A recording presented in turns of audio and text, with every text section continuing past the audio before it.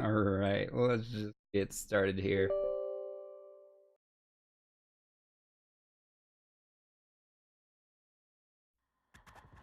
Alright, so what? I don't know how the music is in this game.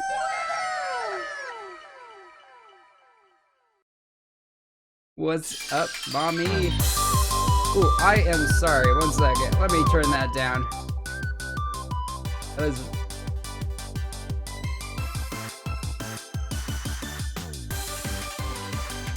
Oh my god, this is hilarious. 1 second. Where is my game capture? There it is.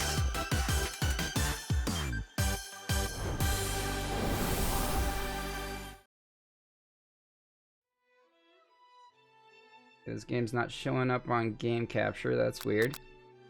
Maybe window capture.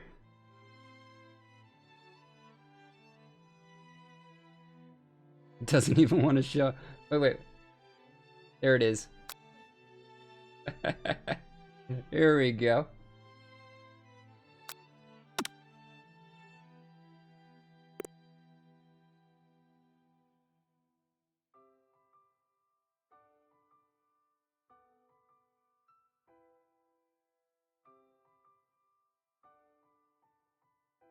A little bit of a game for you guys.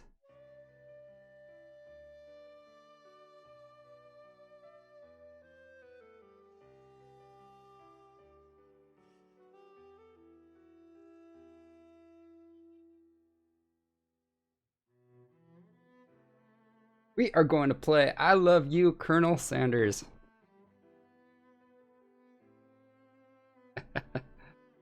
Because Destiny is being terrible to me.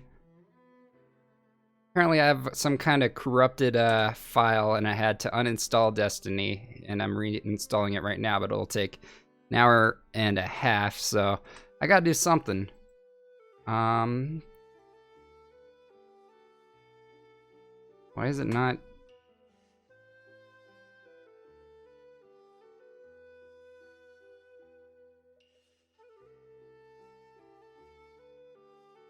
And the game froze on me.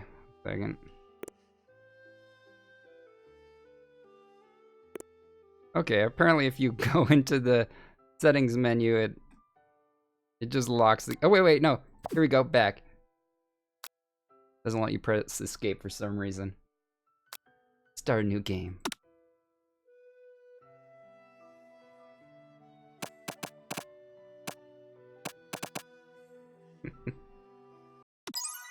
Ooh. This game's gonna make me hungry, I know it.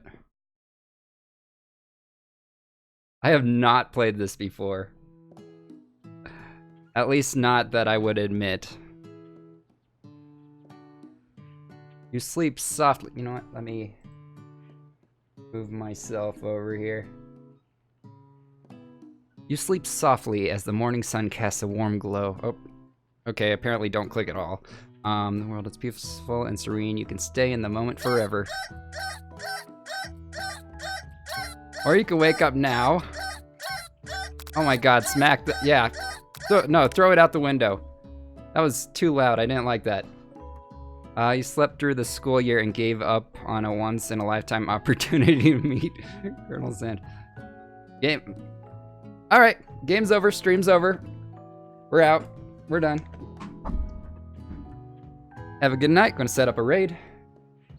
And I'm gone.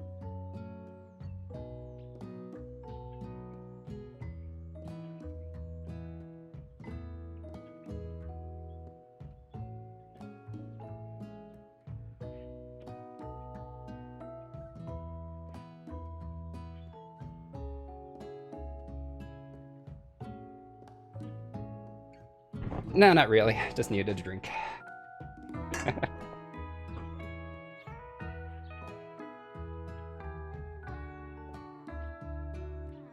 Okay, let's try that again, shall we?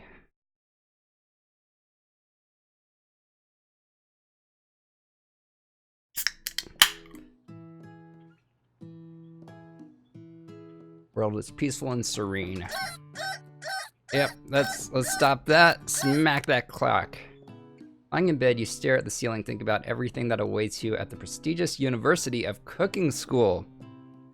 Now, I should probably go to that because I live on frozen dinners. Academy for Learning. Your mind begins to wander. Who will be there? What will you cook? What should you wear? Time begins to fly by and you find your imagination getting away from you. You'll need to take this seriously. You allow yourself to daydream a bit, thinking about the future. I need to take this seriously. I need to learn how to cook. Better make sure to arrive prepared for the first day. You bust through your morning checklist, teeth brushed, hair combed, hits deodorized. Nothing will stop me. Confidently grab a biscuit, strut out the door, and head off to class. Ooh. I need to turn that into a sound command. Oh, hi Chi-Chi. Hi Chi-Chi.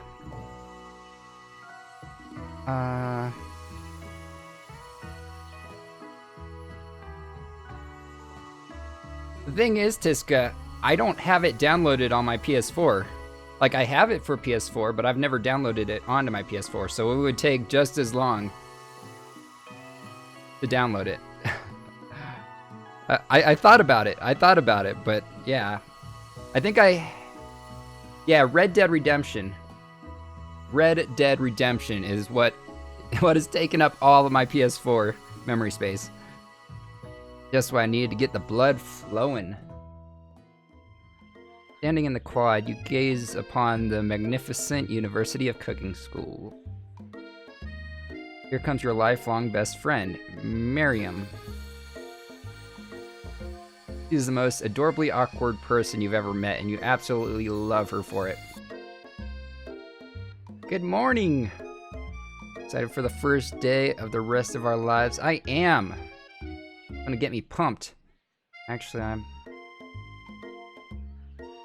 I sure am. Excited, a little nervous. Okay, a lot nervous. Whew. He's blinking.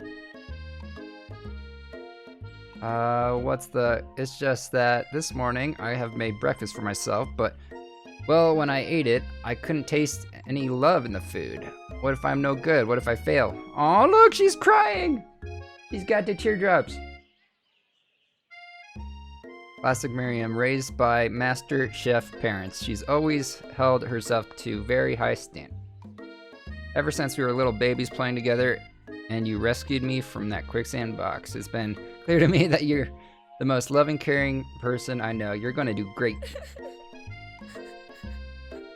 Aww. But with University of Cooking School, famous 3-day only semesters, I'm afraid of being left behind and never catching up. I love how her emotion just keeps changing.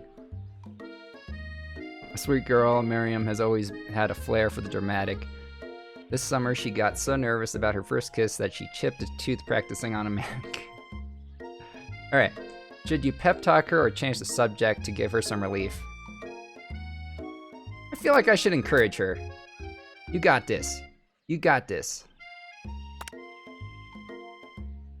I remember last month when you saw that fortune teller and had our tarot cards read? The lady with the mask who gave me nightmares, I've been trying to forget. I know she looks spooky, but she was sweet, and she told you that you were destined for great things. Remember that card with the fancy-looking tower, and that other card featuring the handsome fellow in the red suit? What's with their poses? She's still crying. I've been waiting for so long to meet a handsome fellow I could call my own. I'm sure you will soon. In no time we'll be graduating and you'll be delighting the world with your heartfelt cooking it. In no time. As you talk Miriam up, you can feel her nerves begin to ease. Now she just looks angry. You know what? Maybe everything will be okay after all. And if not, at least I have these killer bangs. Her bangs are pretty rough. Her bangs are pretty rough. Can you believe I cut them? Sure. You can definitely. I cannot believe it. Before you can get another word out, you're rudely interrupted when someone smacks your books and custom engraved measuring spoon. I have custom engraved measuring spoons? Awesome. Out of your hands and onto the ground. Hey! I've got an arch rival.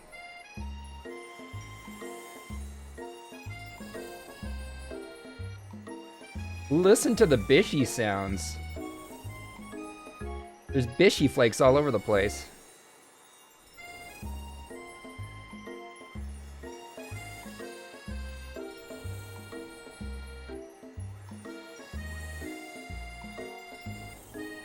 Sorry.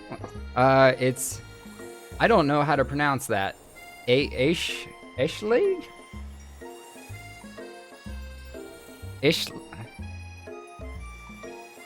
You know what? I'm gonna pronounce that as Ashley. Your arch rival. She's totally evil, but you can't help but be filled with jealousy. You can get anything she wants and she knows it. Hello, Ashley. Oh, I didn't see you there, chicken shins. You calling me chicken shins? You leave Covert Riot's shins alone. They're perfectly normal shins. Oh, you can't stand Ashley. Even her name is annoying. See, that's what I'm saying. That's what I'm saying. That's why I'm gonna call her Ashley. You know for a fact that it's actually... oh, wait! It's actually Ashley, but she had to add extra letters to make... Okay, well, I guess right. Guess right, Ashley. If anyone here knows what perfect shins look like, it's us. We're not gonna let you or your really weird insults get to us. Across the quad, you see Ashley's best friend, Van the Man. What? Has stopped to look at his own reflection in the mirror. His pants are so tight you can see him casually working out his glutes while he styles his hair. No lie, they're rockin' glutes. Ahem, Van? You rang? Please tell me he doesn't, like, speak like that. Oh my god, look at that. What are they called? Pompadours? I think they're called pompadours. You've never been sure what their arrangement is, but as long as you've known them, Ashley and Van have been just as close as you and Miriam, but substantially more devious. I can't believe that University of Cooking School... Oh my god, why do they keep saying it like this? University of Cooking School Academy for Learning. They have to say that whole thing every single time. To be, what? UCS? University of Cooking School? Would ever allow people like you to attend as students. I know, right? You'd think they'd just hand us our diplomas now. Or maybe hire us on as professionals. You amateurs could learn a lot from us. With the first day of school about to start, there's just not time to properly tell these two off, so you resist the urge. Let's go, Miriam. See you later, losers. You approach the door, you see a goofy-looking kid pushing hard against the window directly next to it. Oh my god. Pop. Oopsie. I think it's broken. What's broken? What did he do? You reach forward and easily pull the door open. Oh. Okay, so he was pushing against the door instead of pulling it.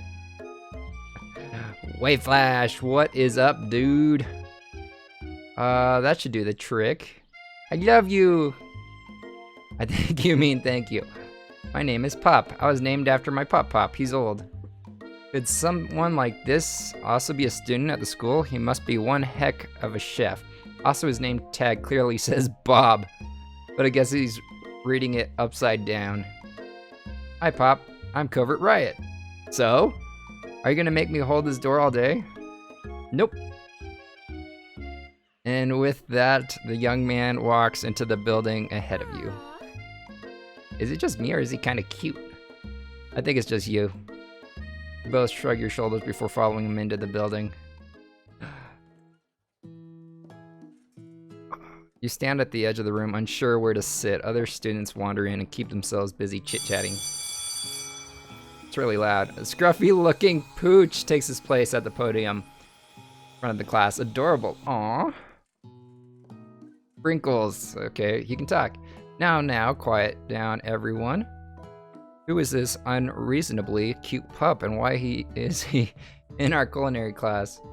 You must be Sprinkles, head instructor and CEO of UCSAL.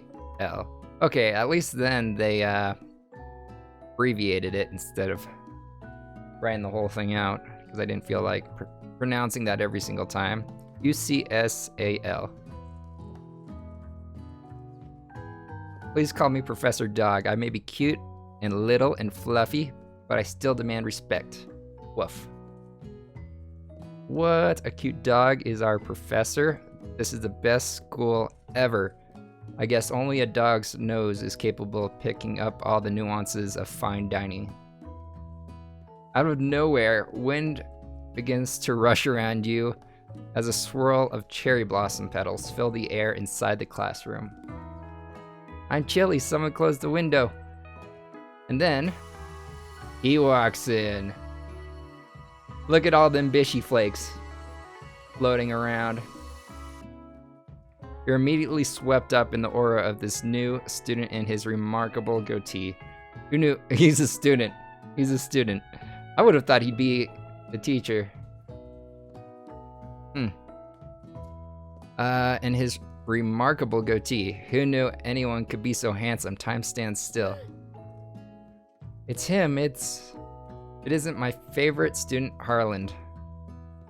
Colonel Sanders interrupts Sprinkles. Sorry, Professor Dog, before he can finish his sentence. Please call me Colonel. Colonel Sanders. A hushed murmur rolls through the classroom as Colonel Sanders walks down the aisle of desks. Suddenly, the room is sweltering. Sweat begins to bead across your brow. You feel like everyone is looking at you, and you're not entirely wrong. And this over here must be sweaty. Sweats a lot.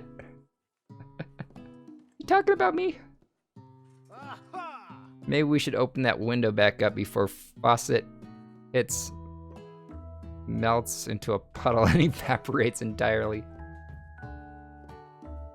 Hold on just a second. Nobody talks to my friend like that. You two both know my name. We were in the same kindergarten class. And what is with all your weird insults? Besides, when Covert Riot sweats, it's not gross. It's beautiful. Look at that shimmer. You take a moment to clean yourself up. Good thing you didn't forget about that deodorant this morning. This classroom is hot, hot, hot. Professor Dog steps in to settle the class down and set some ground rules. Welcome to University of Cooking School Academy. Oh my god, you're making me say it again. The whole thing. Greatest culinary academy in the world.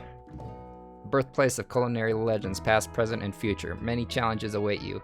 There will be tears, there will be blood, there might even be really adorable tiny food. Yeah, I did. Because it wouldn't even let me open Destiny. Like, at all. It just kept trying to download an update. And then every time it got to the end of the update, it said something corrupted file error, an error has occurred, and then it just, whenever I tried to open it again, it kept retrying to do that update. So yeah, I can open Destiny, unfortunately, so I uninstalled and I'm reinstalling right now. This guy, do not ask questions like that. This is not the kind of game you have to ask questions. You just go along with it. Why? Well, look at that angry face. When all is said and done, there will be a battle. You will lift your sporks and complete in the broom cooking arena. Just then, another student enters the classroom and interrupts the professor's rousing speech. Guys, sorry I'm late. I hope everyone had a good summer. Why does he have bishy flakes?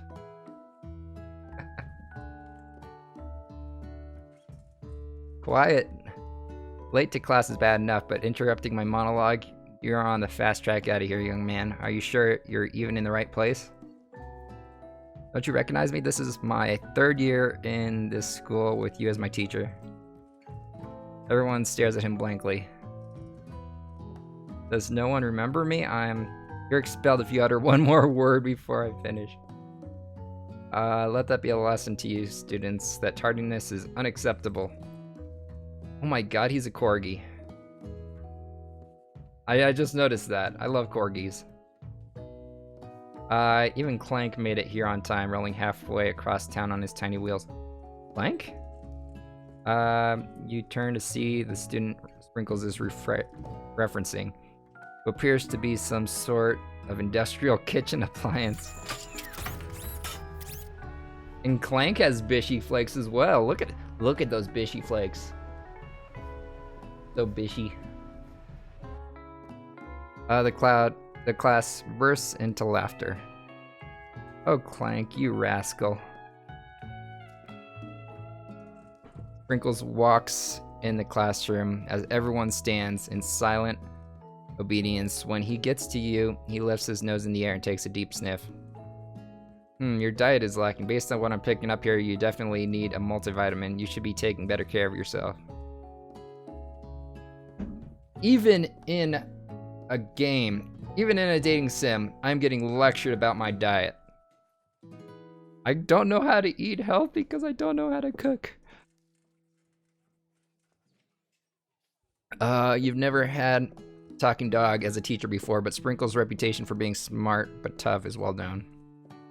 You decide to try and butter him up by giving him a treat from your pocket, but what kind? Rubber ball, beef treat, chicken snack. Beef treat or chicken snack? I want to say he likes chicken. Considering this is a Kentucky Fried Chicken dating sim. Go ahead, chicken snack. You reach beneath your apron and return with a chicken snack in your hand. Sprinkle's eyes go wide as he locks onto it. His favorite! I figured. Well, I think there might be some competition for new star student. Yeah, I'm just gonna bribe my way through this class year. This school year. The furry professor immediately devours the snack, leaving your hands slick with a coating of warm doggy drool. Yeah, that's hot. You see the other students eyeing you jealously, but pay no mind to them. If they wanted to succeed in life, they should have learned the importance of carrying a range of dog treat flavors on them at all times. Settle down, young chefs. Take your seats and prepare to have your minds open to the amazing possibilities of culinary creation. As everyone rushes to claim their favorite seat, you're left standing at the front of the room. Only 2 options remain. Hey, Cover Riot, there's still a seat here. It seems that no one has claimed this seat next to me if you're interested. Oh, no. Sit by best friend or sit by Colonel Sanders. I mean, just look at that bishy face. I need to get with the Colonel. You move to take your seat by Colonel Sanders. It appears he brought no books, pens, or pencils. However, his perfect upright posture shows off some seriousness that makes you confident in his desire to learn. Thanks for offering me this seat. I've only had 2 rules. Do all you can and do it the best you can.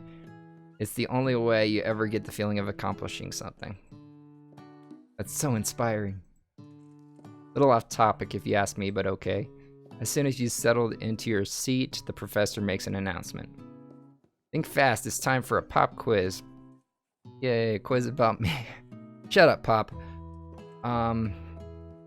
This incredibly important and surprising short quiz will tell me if you are ready for life at culinary school. Keep your knives sharp and your focus sharper. Here comes question number 1. If train A is traveling to point B and train B is traveling to point A, how important is it to wash your hands before cooking? What? I don't understand the relevance.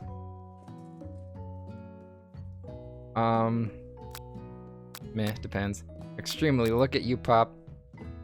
Or looking at you, Pop. I think everyone in the class would laugh if I did that.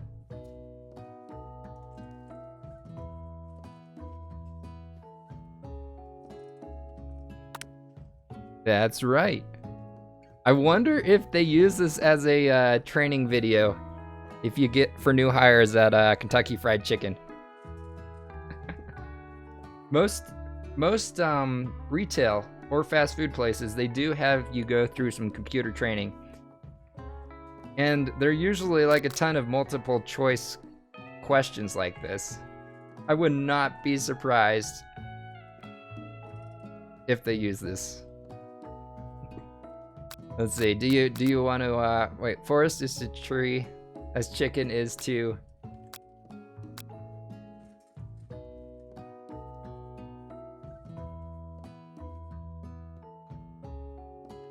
feather. Why did I have to think of that? That's right. Night vision goggles. What is the most efficient eating utensil ever created? I do know Kentucky Fried Chicken has a thing for sporks. What's most efficient? Comically oversized fork. I don't know if I should be giving wrong answers or right answers. I don't want to like start the whole day over again like they did with the first question there. As long as it is prepared with love and not too much salt. Camel meat. That is the best food for a broken heart. Pancake that looks like a silly face.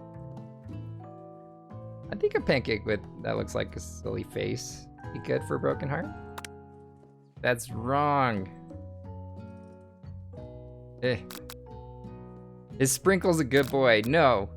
He's a talking dog that teaches that he is the best boy.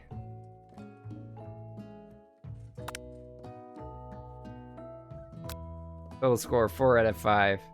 I purposefully got one of those wrong, so I'm going to call it 5 out of 5. You look up to see Colonel Sanders has been watching you tally your score. He nods with approval. May I have your attention, students? I have an important announcement to make. Time for lunch. Wow, the cafeteria is as nice as any restaurant you've ever eaten at. Makes sense that a school dedicated to cooking would also be serious about eating. Delicious fragrance wafts through the room and tickles the end of your nose. Your mouth waters. Do you smell that? That must be our lunch. It smells crazy good. Everyone, can I have your attention? Is it about lunch? No, I wanted to apologize for my tardiness. You see, Howdy, folks. I'd like to make an announcement. Hey, I was about lunch.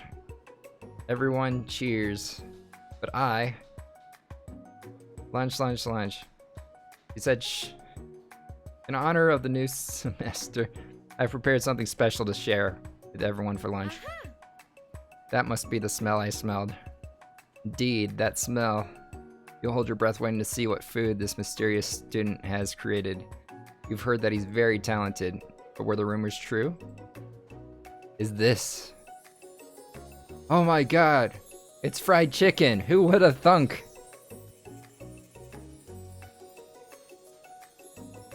Piled high are huge pieces of chicken, breaded and fried to crispy golden finish. The aroma envelops you and you begin to feel warm and safe. Colonel Sanders has filled a bucket with chicken? What a novel concept. Your stomach begins to grumble as if to say, stop thinking and start eating. For years, I have been developing a secret recipe for the perfect fried chicken. By my calculations, nothing less than 11 herbs and spices are required to achieve the perfect balance of flavors. You look around and notice that every other student has pen and paper and is scribbling notes as fast as they can. But that's all I'll say about that. Of course, they gotta keep the recipe a secret. What, you think we want your stupid secret recipe, dude? Shaw. Nah, my dude, nah. It's okay.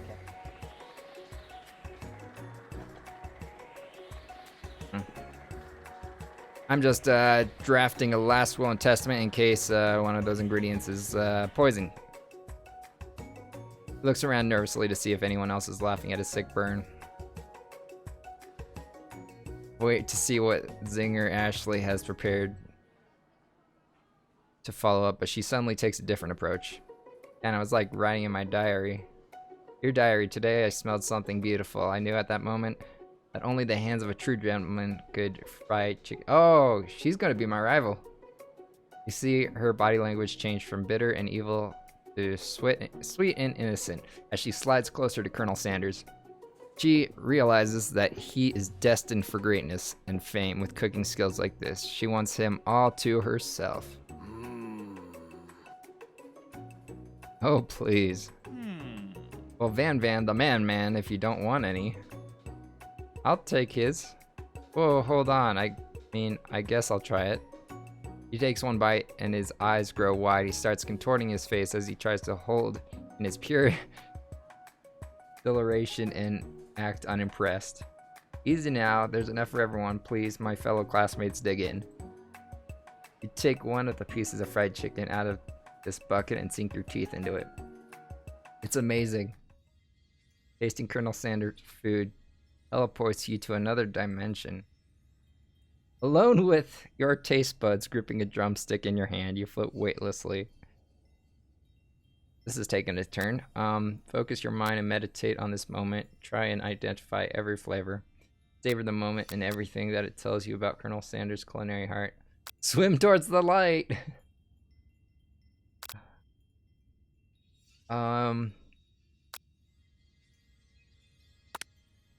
Flavors in your mouth are beautiful, pure, heavenly. What a guy. Alone with the flavors, you feel something that can only be described as love. For a man, for a flavor, are they the same? After tasting his food, you try to get some one-on-one time with Colonel Sanders. Approach him. Colonel Sanders smiles ever so softly as you approach. He stops what he is doing and allows you to break the silence. Colonel, I was wondering if I could talk to you for a sec. Anything for a fellow chef. What exactly was on that chicken? How bold to come out and ask. It's an idea I had for a new combination of flavors that will make me my fortune and establish, like his cane, my legacy for all time as I open a chain of highly successful fried chicken restaurants. No big deal. Just you and me here talking. I can keep it a secret. In fact, I've got some of my own that I'd be willing to trade. What's the rush? The semester is only getting started. We got 2 more whole days to get to know each other. He's clearly not going to give it up easily, but it doesn't hurt to be persistent. You know what they say about secrets, Colonel? Shouldn't learning be fun? Aww. You've got moxie, I'll give you that. Colonel Sanders looks both ways to make sure you're truly alone and then leans in. You can feel his warm breath as he whispers. Just one ingredient, but you can't tell. I use... censored. It's something my great-grandma taught me. Censored. Wow, you'd never have guessed that. In fact, you're not even sure where you'd get some if you searched. When you're wrapped up in that huge revelation, you notice that Colonel Sanders has disappeared. While everyone else is still in the cafeteria, you decide to look for him. You find Colonel Sanders outside, standing in the quad. Oh, it's you again. Howdy. Sometimes I like to come outside and look at the school buildings. I think about how my story will continue on after I've graduated. It sounds like you have big plans. I dare say the biggest. I will leave my mark on this world. You can bet on that. Alone together for the first time, you figure now is the perfect moment to show your personality to him. Neg him to show your own strength. Wow him with a big idea to add an additional ingredient to really spice things up. Be modest but thoughtful.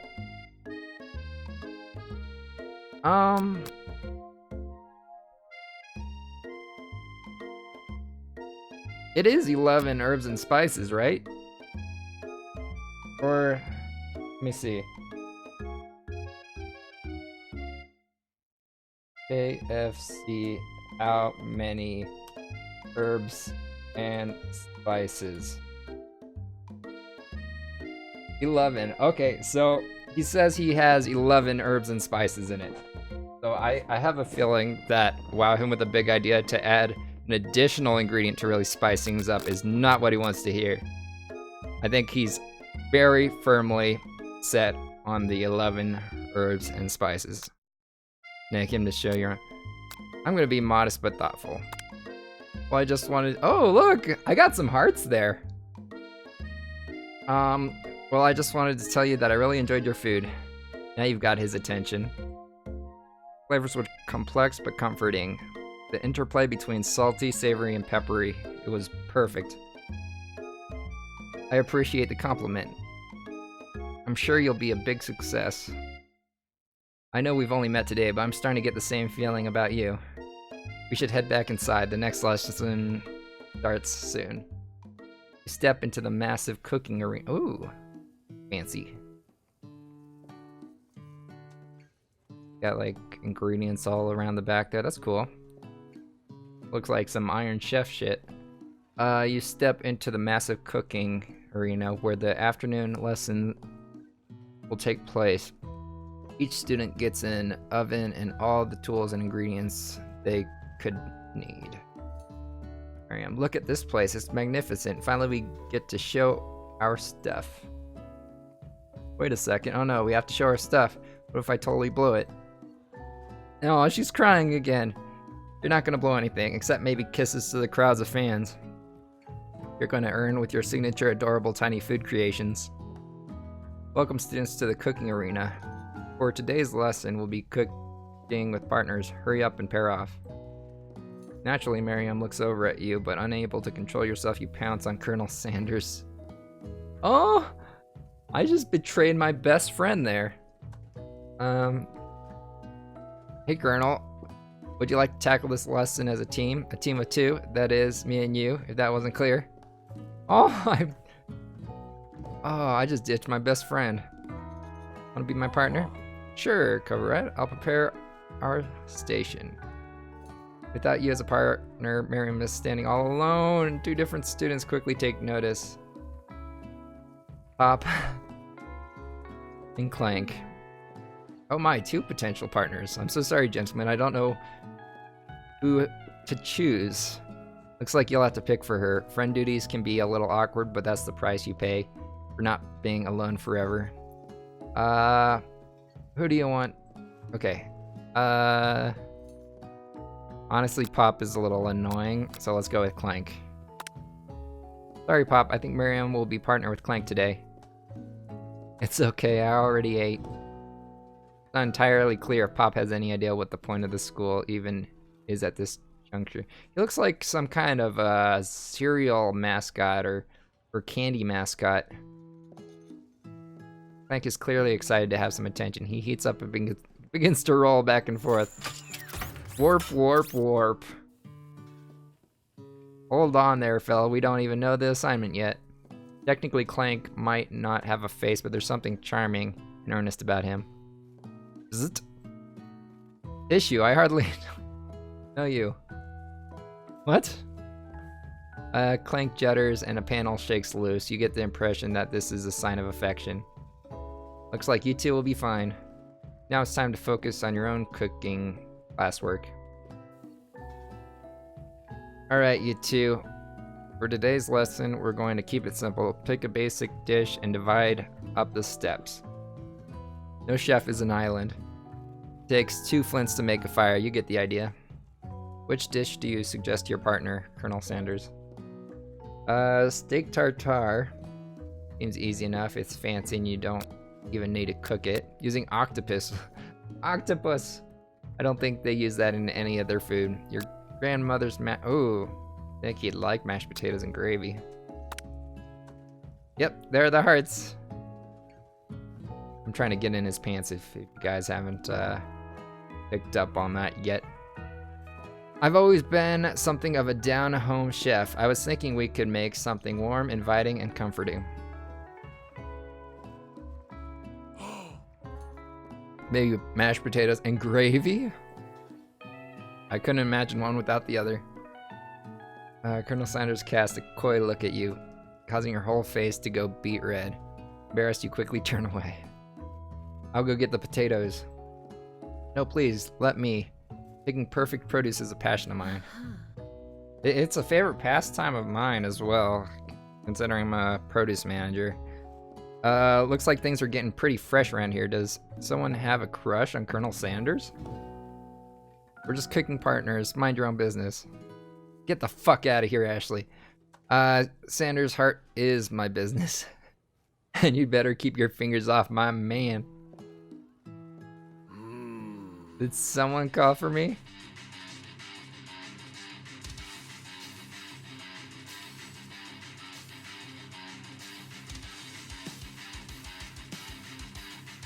I just want to listen to this music for a quick sec.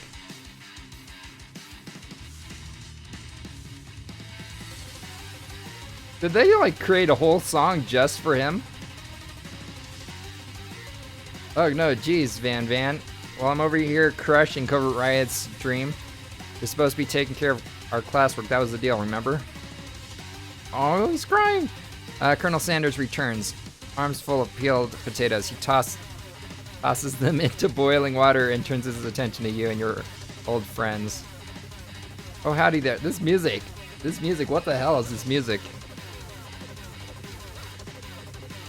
Oh, howdy there, Ashley. Van Van, are we working in a quartet instead of a duet now? Actually, no, it looked like Covert Riot was struggling, so we offered to give them a hand. You know how it is, these young amateur chefs need a lot of mentoring. I was gonna say, Colonel Sanders, maybe I could also teach you a thing or two about fancy food.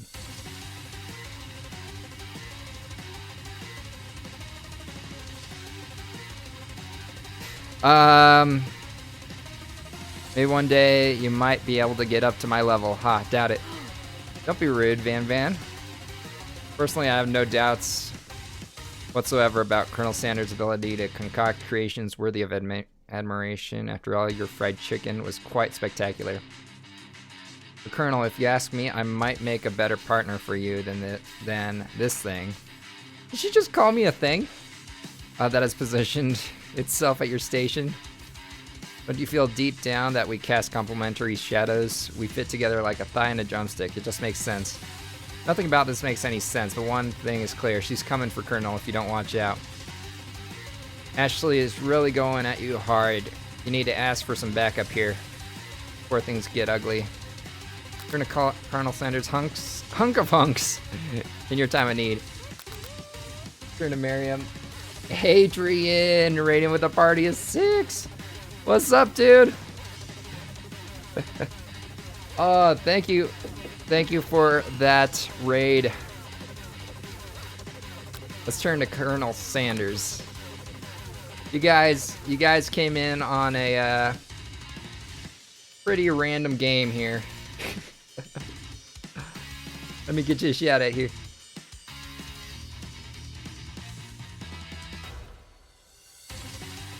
How is Flotsam? How are you enjoying it? Yes, this game is very scandalous. I'm trying to get in the Colonel's pants. I want to get his thigh. I want to lick his thigh. I'm here to learn and to express myself via my cuisine, not bicker with prima donnas. Partners were chosen at the beginning of class, so let's all respect the format, okay? You turn to Colonel Sanders to confirm that you're on the same page. I chose Colonel Sanders and Colonel Sanders chose me, isn't that right? Oh, you got it for free. Nice. Businessman respects all fair agreements from contracts to handshakes. I took on Covert Riot as my partner for this This music is like really distracting though. Like some kind of weird techno metal.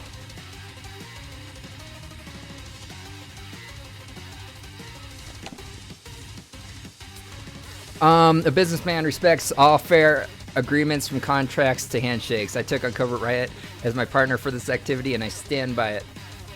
Based on your team's behavior, I'd say you're perfect for each other. Neither of you has Covert Riot's natural talent or their loyalty. Being defended by Colonel Sanders leaves you feeling proud and full of potential.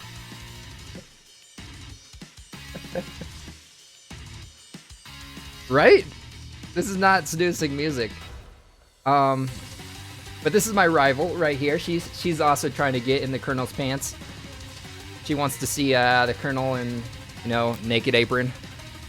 You look for Sprinkles in hopes that he might step in, but he's nowhere to be found. Darn those cute corgis and their short... Oh my god. One of the teachers is a corgi. And he is the best boy. You look down at your station and realize that in the tension of the moment, your hands have been cooking on autopilot. I'm also playing this game in the hopes that I learn a little bit about cooking. In the hopes that this game is not just parroting... in the hopes that this game is just not KFC parroting the dating sim in order to sell their product. I hope they actually teach me how to cook.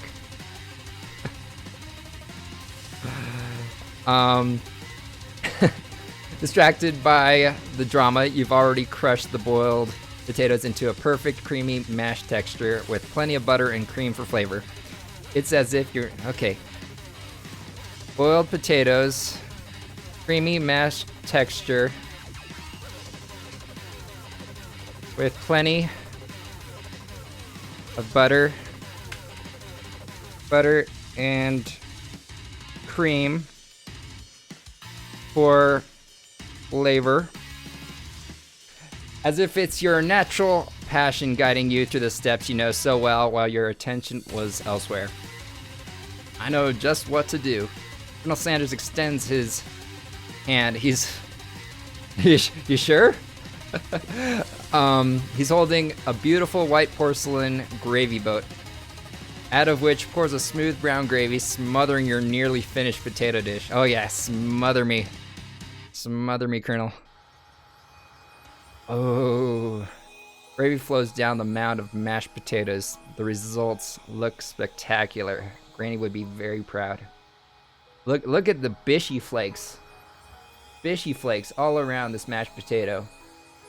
That's some sexy mashed potatoes right there.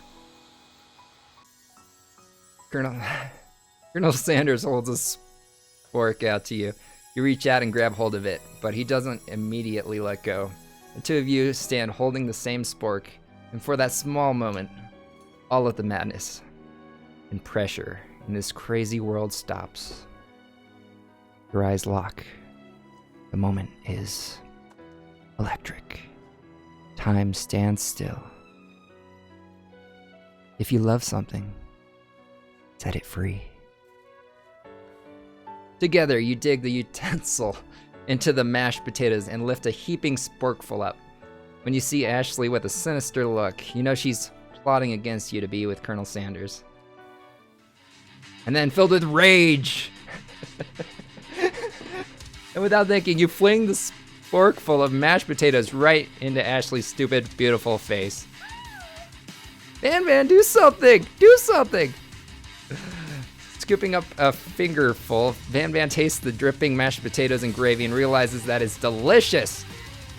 Horrified by this revelation, he slinks away. Will he ever be able to cook something with so much love and integrity? Sprinkle, see, this isn't the sensei here. He's a corgi. Hold on right there, Cover Riot. We do not waste food in the broom cooking arena. Colonel Sanders, I expect better from you. If you throw one more spoonful, you'd better prepare to eat it from whatever lands. Can I has potato face? Shut up, Pop. I hate you. Van rushes back over. Mashed potatoes is super easy. Boil, drain, mash, and add some sour cream. Sour cream. Cream cheese. Oh, no. Cream cheese and potatoes. That doesn't sound good. Garlic. That sounds good. Yes, they should be. Van rushes back over, a covered dish in his hand. Mashed potatoes with gravy, pathetic. In just a few minutes, I prepared a full meal. Gaze upon my speciality, braised tentacle of octopus in my silky saltwater sauce. Plated on a battle axe blade forged by my supreme chef ancestors. That's so hardcore. You've ignored me for too long. That ends now. It is I who will have first bite, and you will all look on with envy. The interrupting student rushes at Van and swipes a bite of his signature dish right off the plate. No, don't! Something about this dish doesn't strike my nose quite right. I think the octopus was rushed and may have turned in the process. The result could be toxic. Too late. It has been eaten. I think I left something in the oven. I don't feel so good. It killed him! Everyone step back. Don't take another bite. When you look back at the plate, the rest of it is gone. You notice the tip of the tentacle being slurped up in Pop's mouth. Pop, you're a dumbass. Pop winces in pain for just a moment, then is almost immediately back to his oblivious self. Oopsie. Tastes like poison. The entire class is gathered to watch Pop's final moments. Shock has frozen the whole crowd. They're as motionless as statues. The class bell rings. Oh my god. Good. The hardcore metal music was really distracting. It was really hard. It's really hard to read dialogue over that music. The class bell rings, disrupting the moment and snapping everyone back to reality. It would appear that Pop's enthusiasm for trying new things, despite oblivious danger, has inoculated him against poisons of all kind. I'm not sure the professors here make enough money. Hello, I just turned into a ghost over here. What a twist. Seeing that you're shaken up by that really annoying student and all his nonsense, Colonel Sanders approaches you. Yeah, no. The Colonel is everything. The Colonel is my everything. I'm sorry you had to go through that. Please let me walk you home. What, like for real? Oh, come on. You follow Colonel Sanders out of the room. At night, the school building has taken on another vibe entirely. It's dark and more than a little spooky. Colonel Sanders stands in the quad's neon glow and speaks softly. Those mashed potatoes you made in class today. Before you go on, I want you to know they're not a great representation of my skills. I didn't even realize I was making them. They were amazing. Tasting them, it reminded me why I became so passionate about food to begin with. I'm not too sure, probably. Colonel Sanders is getting choked up. Cooking is obviously important to him. Look at that face. In a way that you find inspiring. Now might be the perfect time to tell him you're developing feelings for him. Colonel Sanders? Yes, Covert Riot. There's something I need to tell you. Van, you bitch. Get out of here. We're having a moment. Hold it right there.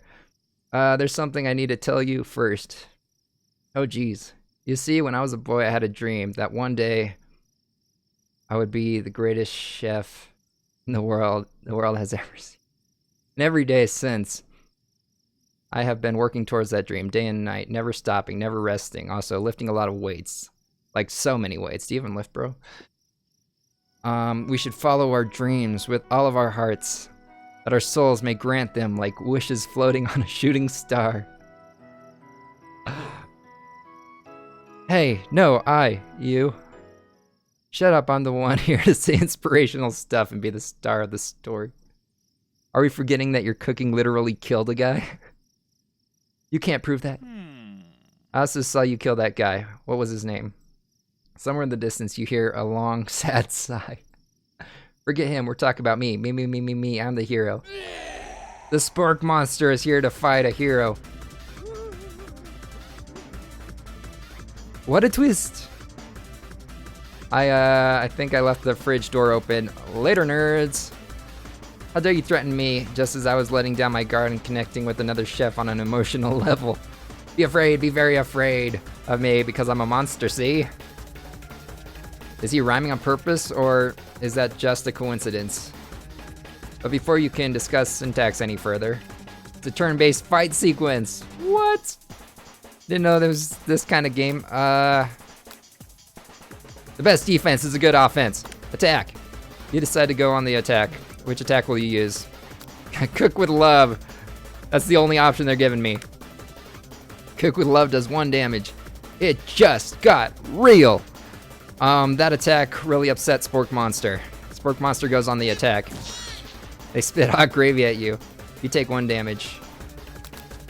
Keep attacking. You decide to go on the attack. It worked last time, right? Cook with love does 1 damage. Spork Monster won't forget this. Spork Monster is really feeling threatened by your attack. Spork Monster focuses their mashed mind and draws in energy from Mother Earth itself. They grow larger and more intimidating. How will you respond? Just keep attacking.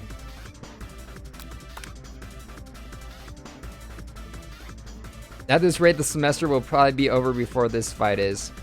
Spork Monster is no quitter. Buffed up and ready to rumble, they go on the attack once more. Spork Monster uses Utensil? Take 2 damage from the attack. If you take much more damage, you're not gonna...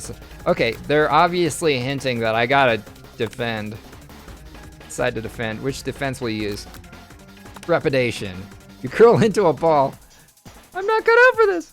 Feeling vulnerable, Spork Monster prepares for its ultimate attack. Rounded Edge.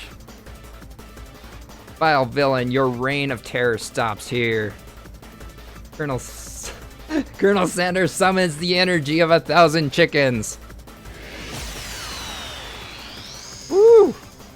Pot pie power pinch.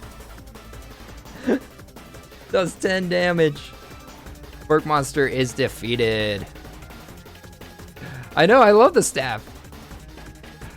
You saved me. An injured Spork Monster spews steam into the night. Spare this wretched beast. Forget mercy, finish him. No student will ever walk the quad in fear again. This monster messed with the wrong chef. Attack. You ready your final attack. You'll never survive my student debt loan destruction. It does 10 damage. Spork Monster is completely vaporized. Colonel Sanders looks on in awe. You continue to surprise me, Covert Riot. The defeated monster left behind a special item.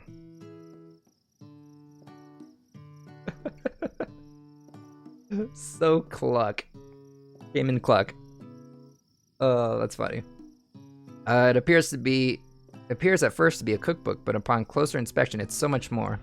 It's a book of magic spells with a golden chicken on the cover. You open the cover and find a library card tucked inside. The last name to have it, signed it, Borko. Huh. Borko, this name sounds strangely familiar.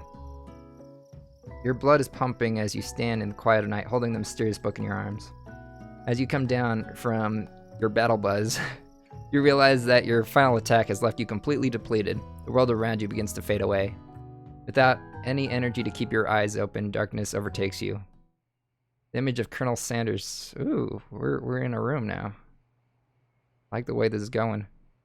The image of Colonel Sanders flashes before your eyes as you fall asleep. He must have helped you get home. Aw, he's gone. You don't know if you could have made it without him. What a guy. You want to thank him, but you don't have the strength to utter a single word. You feel your covers being pulled up over you as, aw, good night, my Colonel. In your dream, you're together with Colonel Sanders. For some reason, Sprinkles is also there. Sprinkles is the Corgi teacher, by the way. Instructing your love and dreams. Dreams are weird. Zzz. You awake on day 2 and attempt to process the wild visions you had. Were they memories or premonitions? And then there was that secret ingredient that Colonel Sanders went ahead and told you outright. Not much of a secret, huh? It's probably just because he already trusts you so much. Sure, that makes sense. We'll go with that. You meet up with your bestie in front of school. Before you can tell, oh, my cat just went to the restroom. Come on, Chi-Chi. Flush that shit. Before you can tell her about the encounter with the spork monster, she launches into a story of her own. Oh, I know this might sound a little strange, but I think I might be, I think I might like Clank. Like him? Like? I know it sounds like it's moving fast, but there's something about him. I like him. Like him. We got to talking after class, and he's actually a totally sweet guy. Not only that, but he's really smart. He told me all kinds of stories about Colonel Sanders. Did you know that Colonel Sanders was the most popular kid in his school? I think so. I think they were. No, but that does make complete sense. Yeah, but he's so popular that he was voted prom king at a school he didn't even go to, and was also the convertible that he himself rode at the front of the... I think I read that wrong. I'm thinking maybe something got lost in pressure cooker translation. Okay. So it makes sense that I didn't understand that. Okay. Either way, maybe it'd be best if you took it slow with this new boy, like I am with the Colonel Sanders. You and Colonel Sanders, the coolest guy in school, the most famous student to ever attend. You're a thing now? We definitely connected yesterday. You sure did. You're great. Why wouldn't he be into you, I guess? Laughing at the implication that you and Sanders might be a thing is definitely not cool. You are great. You have an idea about how to prove that your love is real. Well, if he's not into me, why did he tell me one of his secret ingredients? Your bestie's eyes light up. A secret ingredient? Yeah, I just said that. A secret ingredient. Is there a dramatic echo in here? Miriam checks to make sure you're alone before continuing. I guess. She doesn't believe that I'm with the coolest guy in school. Miriam checks to make sure you're alone before continuing. So this summer, while I was on vacation with my family, a lovely man approached me in the botanical garden where I was wandering. This can't be good. He told me all about his passions for spices, secret spices. The man even gave me some to show me what he meant. He said it was a powder created from super duper rare dried flower petals, and that if I did him a big favor, I could have some of my own. Please, Miriam, don't tell me. So I filled my suitcase with them and brought them home. He was so nice, he even met me at the gate when I arrived. Later, when I cooked with them, a very strange feeling came over me, and the flavor was unlike anything I've ever tasted. I don't know where this is going, like at all. I think you're being very liberal with the meaning of spices here. Whatever, anyhow, we both shared an interest in cooking, so we've stayed in touch, you know, like pen pals. I bet he would love to know more about new spices. Well, I'm definitely not supposed to share Colonel Sanders' secret recipe, and besides, I only know the one ingredient, so I doubt it'd be much use to anyone. Please, please, please, it would mean the world to me. No one has to know it came from you or Colonel Sanders. I'm not gonna divulge Colonel Sanders' secret ingredient. He put his trust in me. I'm gonna make up a fake ingredient. If she was truly my bestie, she would not ask me to betray the love of my life. You quickly think of a fake ingredient name. I don't know how about that. It was Eye of Newt. Sounds legit. I know it sounds like some kind of witch's potion, but what can you do? Eye of Newt, wow. Her eyes light up, imagining such... No one betrays the Colonel. Yeah. Her eyes light up imagining such a thing, and you figure that you satisfy her curiosity and she'd move on. However, she immediately turns around and does some thumb typing on her phone that you can't quite see. That's probably not good. Before you can ask her to confirm that she was definitely not texting secrets to other people, you're interrupted. A wind rushes in. Cherry blossom petals fill the air. Oh, he's riding in on a horse. Colonel Sanders, he's arriving at school. Stand back and admire his majestic glory. Colonel Sanders' horse is truly a thing of beauty. Without ever acknowledging that he's being watched, he does a short horse dance before dismounting with a flourish. He then slaps the beautiful creature gently on the rear, sending it running free into the countryside. You are so struck by the sight of him. You know what? I just thought of something. I wonder, is anyone playing this?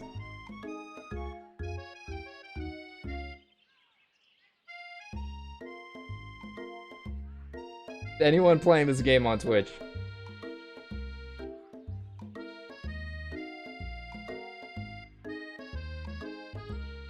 Oh my god, people are playing this on Twitch.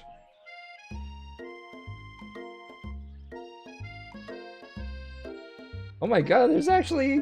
Wait. 168 viewers.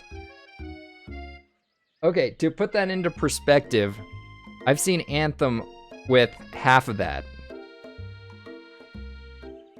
What is going on here? You are so struck by the sight of him that you lose the ability to speak coherently. Oh, I didn't realize anyone was watching. Don't worry, he knows his way home. You attempt to compliment Colonel Sanders, but the words don't come out exactly right. What a horseyful butte you have. I mean, what a horseyful butte you have. Dang it, that's what I just said. Being a good friend, Miriam attempts to cover for you. A covert riot just gets really nervous around people they like. What? This is not helping. I mean, they got food poisoning and were up all night. It was gruesome. You should have seen it. He gives you a wink and a smile as if to say, situation handle. Can't blame a girl for trying. And with that, Colonel Sanders disappears into the school, leaving you and Miriam to follow.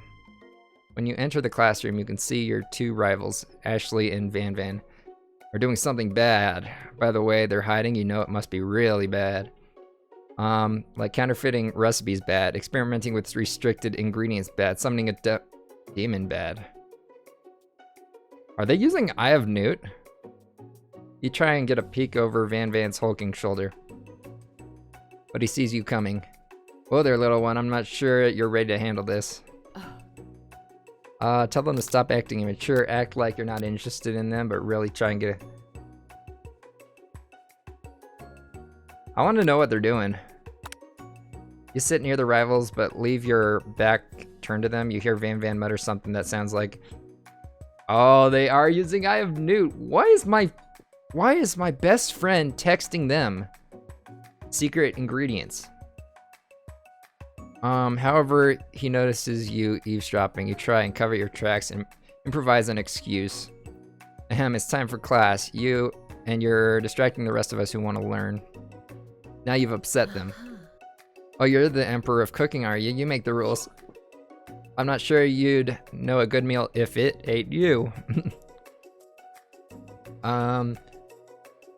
Being the best chef in the world takes more than just culinary skills. It takes creativity, it takes panache. And it doesn't hurt to use a little evil. Evil's the secret ingredient. You finally get a look at what it was they're hiding, and you instantly recognize it. Oh! They stole my book. It's a book just like the one you found after your encounter with the spork monster. That's the same book that I found last night in the quad. Ashley immediately elbows Van Van, who hides the book behind his back. I don't know what you're talking about. That book is a family heirloom and its contents are secret. You notice they haven't just been studying the book. They've got Pop pinned to the wall and they're tossing potato skins at him as he tries to catch them in his mouth. We're playing, hee hee hee. Before you can dig in any further, you're interrupted by the arrival of more students. It's almost time for class. Beep beep. Clink must be running late. He's in such a hurry that he rolls right over Van Van's meaty foot. Hey, watch it, you bucket of bolts. Watch how you talk to him. He didn't do anything. Womp. Who do you think you're talking to? I've never heard such language, not even from a stand mixer. Womp womp. No, your mother was a stand mixer. We're bzzzt. Van Van jumps to attack Clink, but Clink shocks Van Van, sending him flying across the room. Protect me, Colonel Sanders. These crazy men are about to come to blows. I think it must be over me, but I'm not interested in either of them. Yeah, that's a pretty evil face right there. Why are there Bishy flakes everywhere? Ashley's tone is completely changed in an instant. She bats her eyelashes at Colonel Sanders. Oh, hi. Hi, Chi-Chi. You're so stinky. Why are you so stinky, Chi-Chi? Huh? Why are you so stinky? Meow, meow.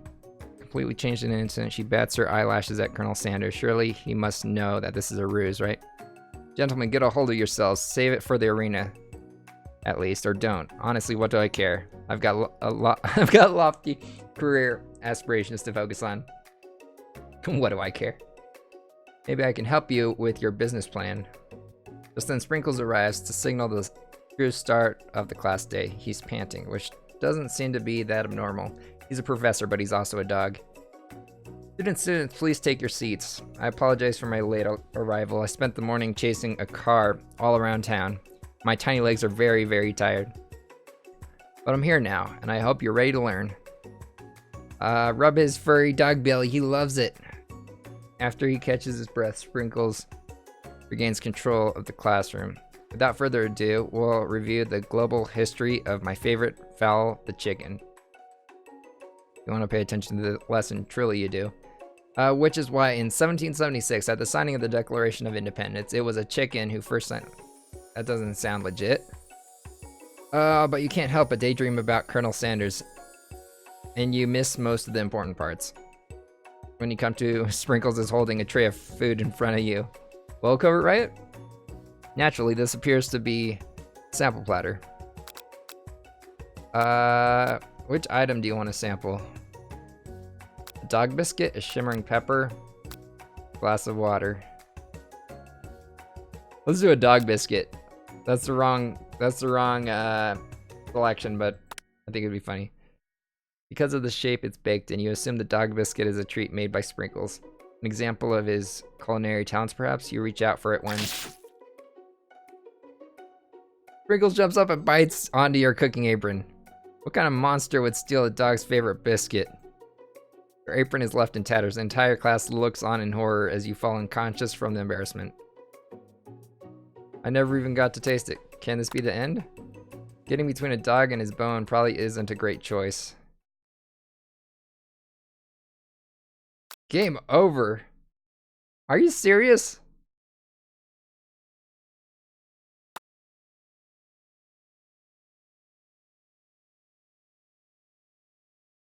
Is it starting me from... Okay, we're starting from day 2. I am just gonna click through everything. Sorry about this sounds. Oh wait, I don't even need to click it. I can just hold it down. Make a fake ingredient. Then back and admire his glory.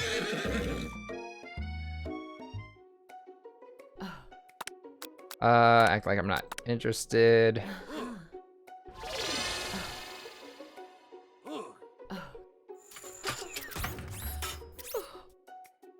Okay, should I do the water or the shimmering pepper? I think a shimmering pepper. Brightly colored pepper stands out from the other items. It sparkles in a most eye-catching way, so naturally you reach out, grab it, and eat it right away. However, your body is not prepared for the heat. The pepper has triggered an intense spice hallucination. It feels like forever as you trip through the universe. My friend, ooh. This guy again. I'm here to give you an important message, ooh. You must avenge my death and fulfill your destiny. All you must do is... Cough, cough. I was saying to fulfill your destiny. All you must do is... Cough, cough. Sorry, I think I still got some spice stuck in my throat. It's fine, I'll work through the... Cough. To fulfill... Cough. The prophecy. Cough, cough. You must... You feel yourself begin to regain consciousness. Aw, man. You come to and find everyone staring at you. That pepper was the last of its kind on Earth, and now it's gone forever. You think to yourself, geez, I should have been... We all make mistakes. I'm sure he'll forgive you someday. Come on, it's time for lunch. I need to check, download.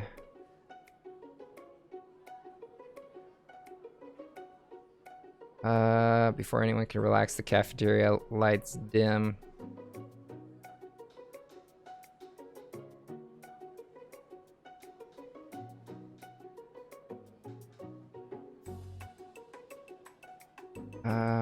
And your rivals enter to make a dramatic announcement. Today's lunch will be prepared via time competition cook-off. Demand that they stop wasting everyone's time. Yeah, they're on. I'll accept. Bit of a lunchtime competition, eh? Count me in. I have to wipe the tables with you fools before I set my lunch down. Then so be it. I'm not the fool, you're the fool. Good one, Van Van. I like your gumption. Go right. Oh, I got some hearts from him. I'll be watching your performance. Just as things reach a boiling point, Sprinkle steps in. Surely he'll put a stop to this madness. Now, students, please settle down. This is a lunchroom, not a sports thing. Finally, a little sense. At least not until we turn on the timer. Timer ready. Okay. The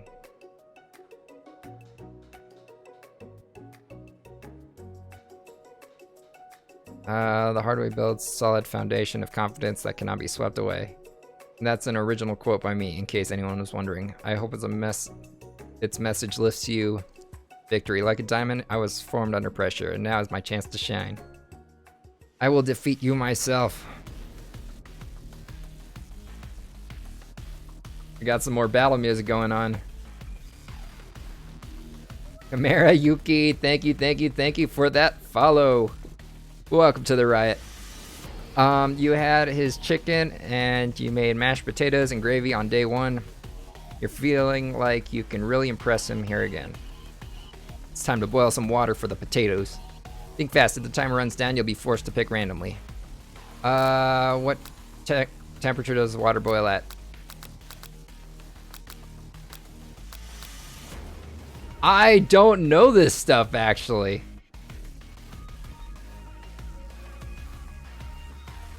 How many herbs and spices? He used 11, I know that. You need sleeps? Alright, thank you for hanging out with me. Yeah, get some sleep. Hope you sleep well. And I will go after the Colonel's thigh. I really want those 11 herbs and spices. That's right, you might not know all the ingredients yet, but at least you're headed in the right direction. Tail wagging intensifies. Now that you've got some basic steps going, it's time to elevate your craft. What state of mind offers the most flavor? Trust? That's wrong. I'm begging you to get it together. Get it. I'm a dog. I don't know this. This is too much pressure. Next question. Your classmates are rooting for you, but Ashley is simply stronger and faster than you. You better pick up the pace if you want to survive. When you were a child, your father told you to never forget where you came from. Every day, you meditate on his advice and draw energy from that place. Now would be a great time to harness that energy. So where does it come from? A small town where big dreams are born. That's right. Woo! Let's do this. Arr! You try to shut out the noise of the arena. Oh no, it's a lot more fun than I thought it would be. I just started playing this just to pass time while Destiny 2 downloaded. I'm having fun. You try to shut out the noise of the arena, focus on your cooking. What is the sound of success? Sizzling. That's wrong. Don't make me get the spray bottle. Is this the end? Yep. Ah.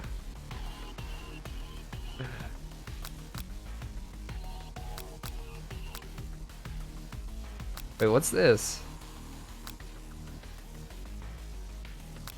Oh, I think this probably is if you just wanted to watch everything. Like, just let it all run. Let's see, I'm on day 2. I'm assuming there's 3 days to this. But I'm like halfway through day 2. I might actually finish this another day.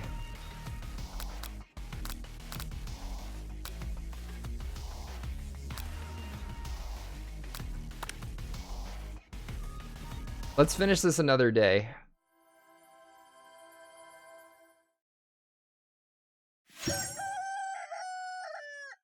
I don't... Will it replay, Yes, it will.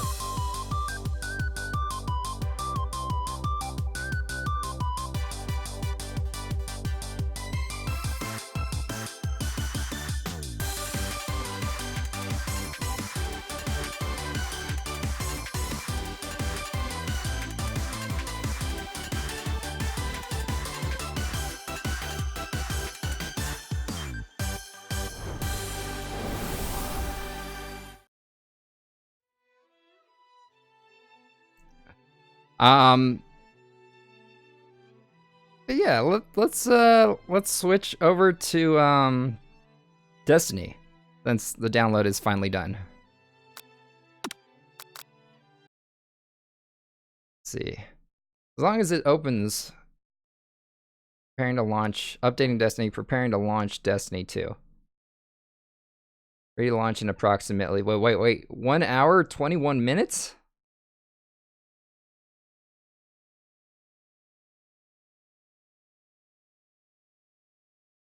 Really?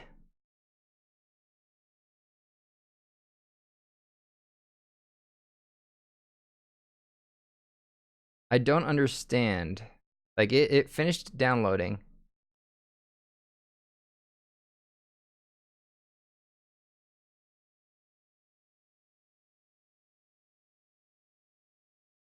Is it re-downloading?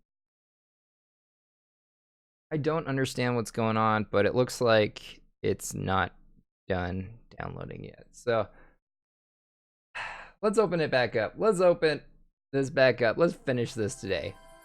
Let's get Colonel's thighs.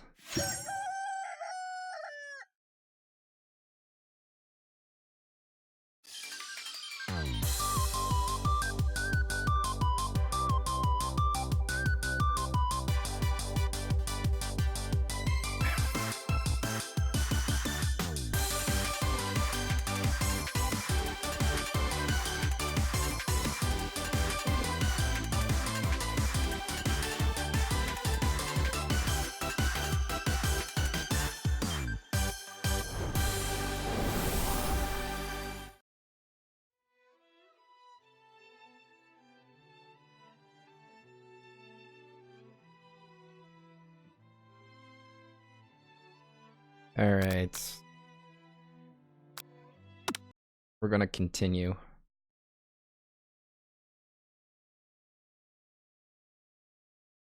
I didn't save the game, did I? Oh, okay. So it did start me on day 2.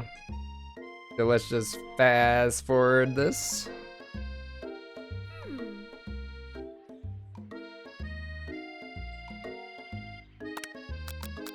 I'm not gonna divulge his secret ingredient.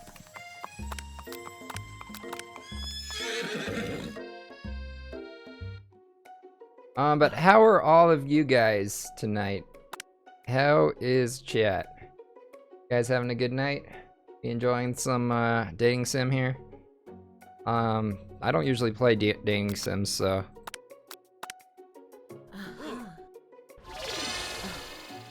This is pretty new to me.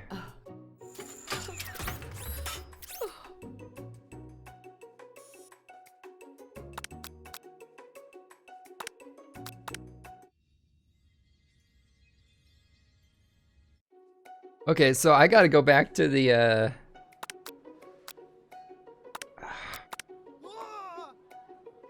I don't want to do this time stuff. I stand corrected. Okay,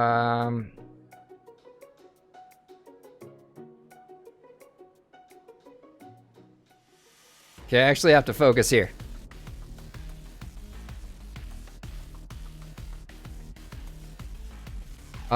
Boils. Why is it actually doing this? Get on Celsius? That's right. Okay, I got it. I just guessed. But how would you have gotten into school without knowing that? Winner gets to rub your furry belly. Now I have to win. You're gonna need to season this chicken before you cook it. You don't know Colonel Sanders' recipe exactly, but you have an idea. 11. Tail wagging intensifies. Now that you've got some basic steps going, it's time to elevate your craft. What state of mind offer the vigilance? No, that's wrong. I'm assuming this is all stuff that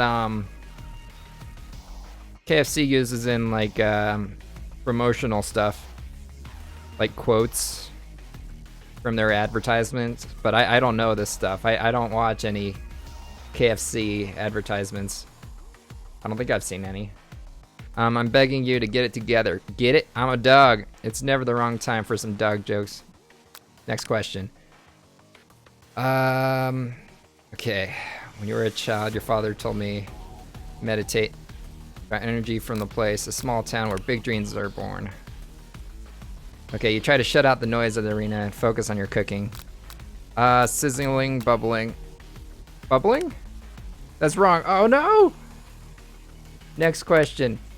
You notice Colonel Sanders out of the corner of your eye. I believe in you. He believes in me. He believes in me.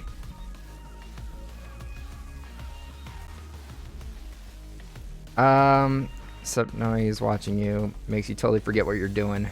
Now all you can think about is Colonel Sanders.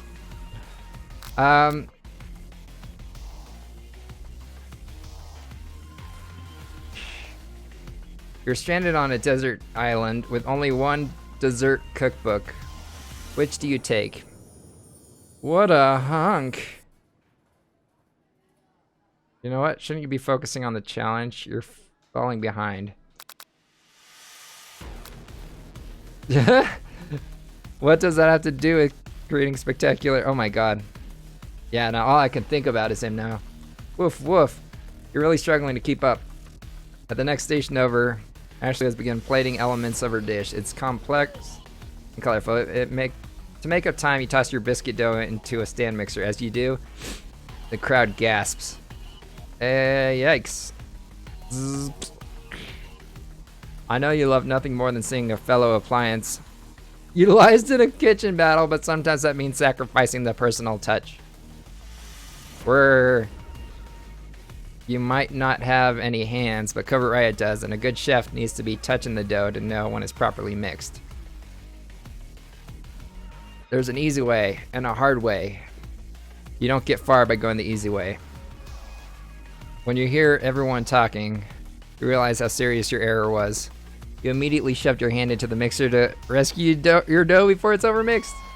No! But you're not fast enough, and your hand gets stuck. It's immediately crushed by the... There's no way you'll be able to use that hand for the rest of the match. Colonel Sanders shakes his head in shame. No! What you often find is that easy way can turn out to be much more difficult. Everyone stop what you're doing right now. This battle is over. Can't be. I was so close to finishing my dish. Sweetheart, look at your hand. You simply can't go on. Oh, that's too bad. I'm here. And here I am with a completed dish, ready to serve. Surely that makes me the winner by default. No, it wouldn't be fair to compare the two on account of Covert's injury. You see Sprinkle begin to lick his doggy chops as he locks onto the dish. But I suppose you should at least tell us what you prepared. Well, because I'm the sweetest, I skip straight to dessert. Under this white chocolate dome, you'll find a wide array of delights, taking you on a journey of flavor that tastes good and tells a story of excellence. I was going to ask Covert Riot to do the honor, but since you're injured, I'm afraid that pouring the creamer of delicate hot chocolate sauce might be too difficult. This is an actual dish, an actual dessert, and I've seen people eat it on YouTube. It looks good. Colonel Sanders, if you wouldn't mind lending me your strong, steady hand. Colonel Sanders pours the hot chocolate sauce on top of the dome, causing it to melt away, revealing the ingredients hidden within. Inside you find a delicate fried cheese croquette, atop a slice of honeycomb, ice cream 2 ways, tender nougat, and pearls of blueberry jelly. Jelly? Oh, that looks so good. Colonel Sanders seems intrigued, but perhaps not impressed, as he dips his finger in the chocolate sauce. Simplicity isn't your strong suit, is it, Ashley? Oh, you, hee hee. As he places a sauce-covered finger into his lips, Ashley leans over and whispers something into his ear. A dab of sauce sticks to his mustache. Put yourself between... Internalize the rage you feel. Put yourself between Okay. Do I want to physically put myself between them? Or just rage inside?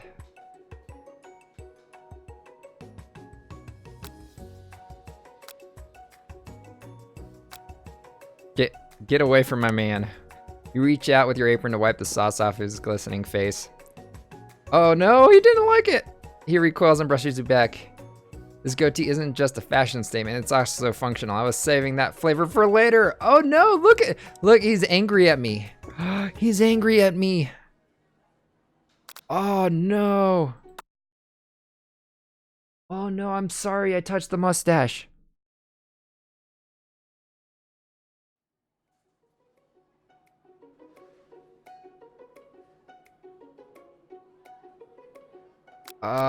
No, I have to go through this again.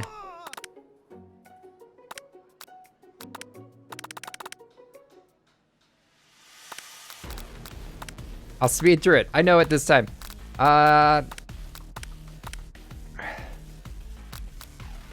Gratitude.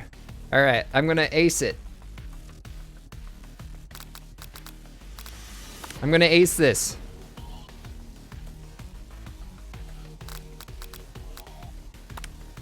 Wait. I got that wrong?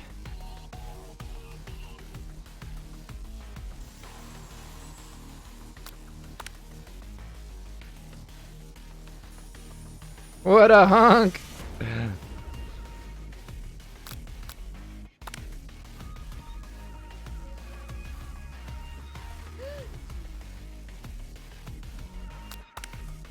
Okay, so I think...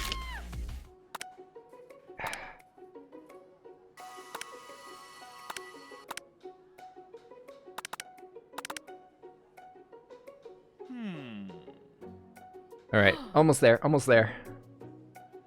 Internalize the rage. Your rage burns so intensely within your eyes that they burst into flames. The flames cause your eyebrows to catch fire and turn to ash, and they fall off your face, which means people will have a hard time understanding your emotions for the rest of the semester, perhaps forever. Embarrassed and ashamed by your poor performance, not to mention your crispy fried brow, you run for the quad to be alone. The beautiful weather feels like an insult. Inside of you, the storm rages. It's Colonel Sanders. He's probably here to tell you that he and Ashley are in love and have decided to get married. And he won't even ask you to cater his wedding because you are a terrible chef and an awful person. You tried to hide from him, but he approaches you directly. I know you're hurting right now. Not just from the devastating loss, but from that run-in with the mixer, that small fire. We should get that checked out. I'm fine. Can't you just leave me alone? I'm a loser. I'm not fit to fill your fryer. I'll never be a master chef. Failure is a part of life, not just for you, but for all of us. Do you think I've never failed at anything before? That's exactly what I think. Well then think again. I wasn't always the man you see before you enrolled in a culinary school. Incredibly handsome, successful, motivated. Well, handsome, sure. I was born this way. But I've walked other paths and arrived at dead ends. I was passionate about life, but I failed as an obstetrician? I was passionate about justice, but I failed as a lawyer. Oh. Was the real colonel a lawyer? I was passionate about livestock, but I even failed as a mule handler. That one was especially humiliating. Mules can be so cruel. I didn't know. People see my delicate ribbon tie and well-kept beard and assume that I've got it all together, which is true now, but it hasn't always been. Sounds like this guy could really use a hug. I resolved then that I was going to amount to something. No amount of hours, labor, or money could deter me from giving the best I had to give. As Colonel Sanders changes focus, you can see something ignite inside of him, a burning passion. One has to remember that every failure can be a stepping stone to something better. My new dream is pure. It's honest. It's something that a humble man in a crisp white suit can be proud of. I will create a new chain of chicken restaurants that will bring joy to the entire world, make up for my past misdeeds. Yay! Just as your moment grows intimate, you're interrupted by a threatening, shadowy presence. It's the Spork monster! Again.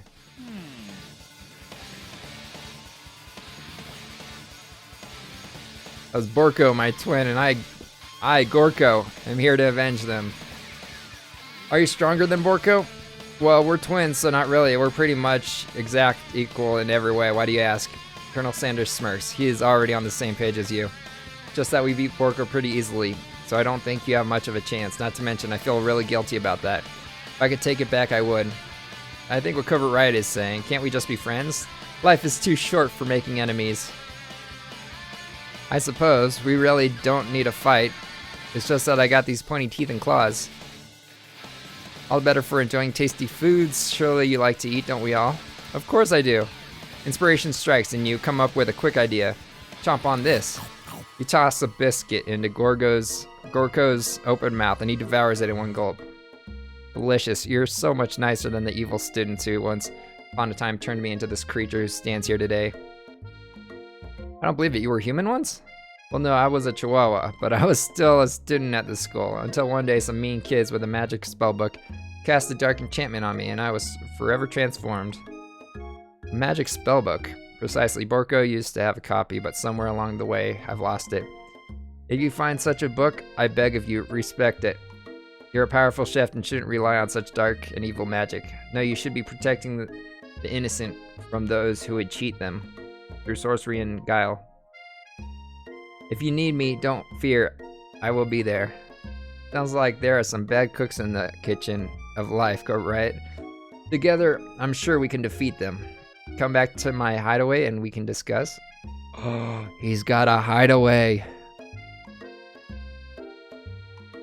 Personal invite. You can't imagine what Colonel Sanders' home must be like, but it sounds like you're about to find out.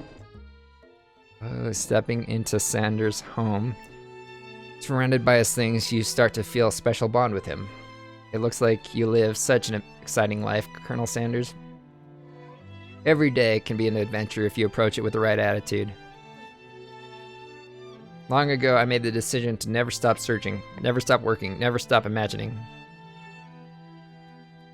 Have you been working on any new recipes of your own?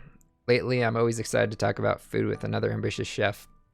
Well, there is something. It's just a side dish that I've been tinkering with, trying to find the right balance of flavors and textures. I'm not sure I've nailed it yet, but I'm close. Colonel Sanders' eyes prick up as he starts to wonder what dish you might be describing.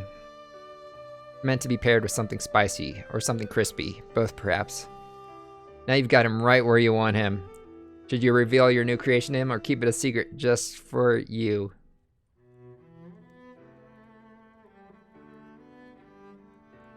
He's keeping his recipe a secret. I'm gonna keep my recipe a secret. Actually, I've said too much. Please forget I ever said anything. You can practically hear Colonel Sanders' heart beating in his chest. That's right, I teased him. I fucking teased him.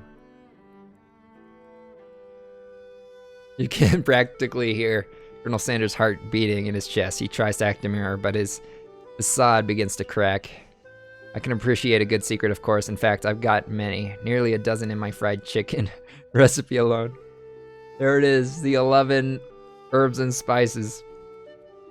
But I would hope that you could learn to trust me with yours. Well, I suppose you did share a secret ingredient with me yesterday, so it'd be only fair. Colonel Sanders' face grows serious. Oh yes, about that, you see. He lied. I think he lied. I haven't been completely honest with you. The secret I told you was a fake. Oh no, the ingredient you shared with Miriam, it wasn't true. I didn't share it with her. It was, I gave her a different ingredient. Not what he said. You're angry with Colonel Sanders for lying, but the fact that you revealed his secret shows that it was probably right to... I didn't, though. I don't think I did. You mean it wasn't one of the real 11 secret herbs and spices? You see, we had only just met, and I had to make sure that you were trustworthy and capable of keeping my most important secret to me. My recipes are priceless. Well, I have something to confess. The secret ingredient, you told me I shared it with Miriam, my bestie. Unfortunately, I already knew this. I was very disappointed. I didn't share it. I picked the Nutsai or whatever it was. Unfortunately, I already knew this. I was very disappointed, but now that you've come clean, we can start building our relationship as fellow chefs again. I promise to be honest from here on out. I really do. I'm counting on you. And in that case, I present to you my original coleslaw. Shredded cabbage dish glistens in the light of Colonel Sanders' looks hideaway. That looks good. That does look good. Magnificent. Together you chow down on the creamy slaw until just a spoonful remains in the bowl. You mind if I hold on to the last bite? I'd like to have it around so that I can admire its taste later and think back on this moment. You could offer to make him more, but he seems like a very sentimental kind of guy. Sure, why not? Please make yourself comfortable. I'll be back in just a minute. You realize that now would be the perfect time to do some snooping. Around the room are various items that you can look closer at. Each item seems to radiate memories and emotions. Tap an item to discover more about the Colonel.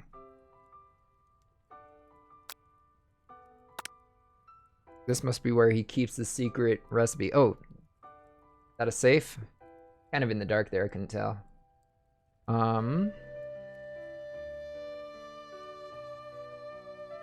What number is important to Colonel Sanders? Then it dawns on you. As soon as you turn the dial to 1111, the safe opens. Inside it, you find a single note. Can chicken be prepared sashimi style? Tap on an item to discover. Okay. Aww. He came out with a goatee, apparently.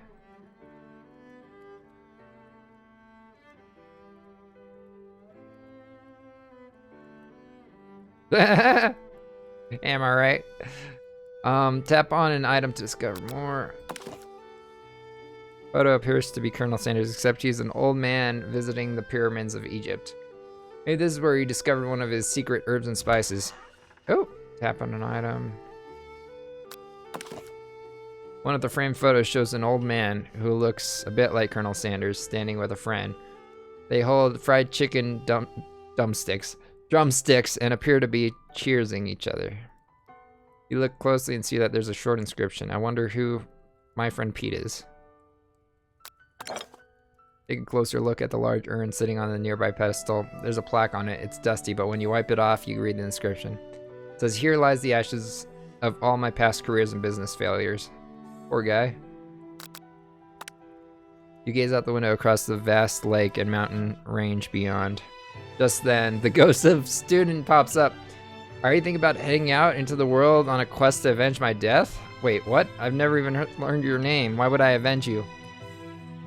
I could just tell you my name right now. Can't you see I'm in the middle of something? You open the window a crack and the ghost is swept out with a breeze.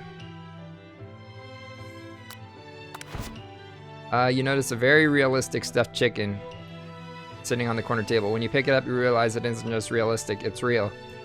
Taxidermy must have been important to the Colonel when he was alive. A little note clipped to the chicken's foot read, "The true state bird of the great state of Kentucky."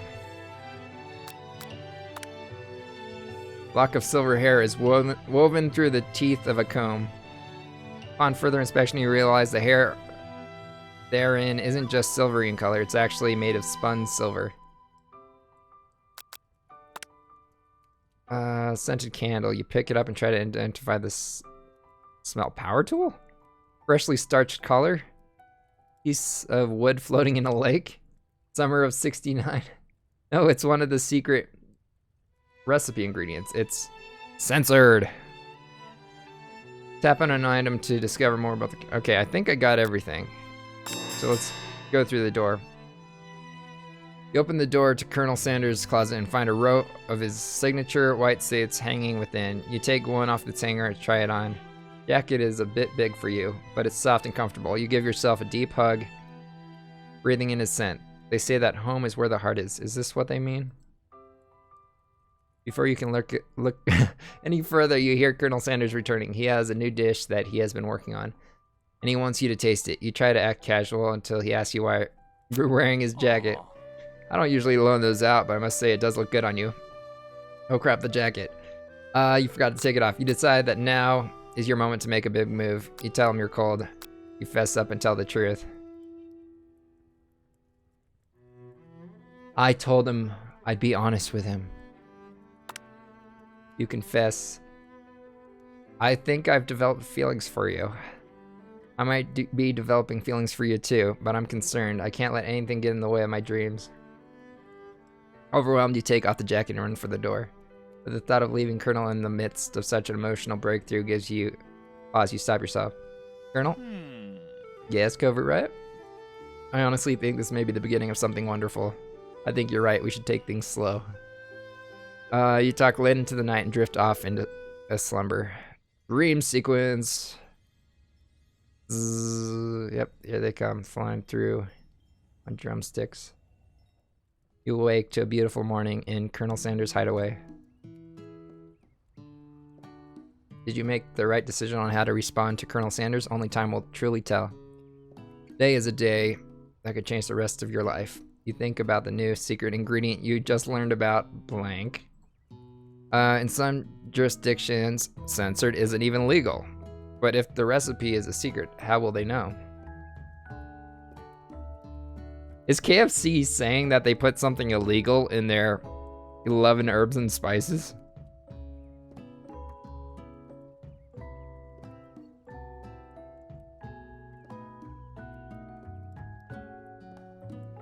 Your thoughts are in... Actually, let me see how the download is going. Heck. Why is the update not going through?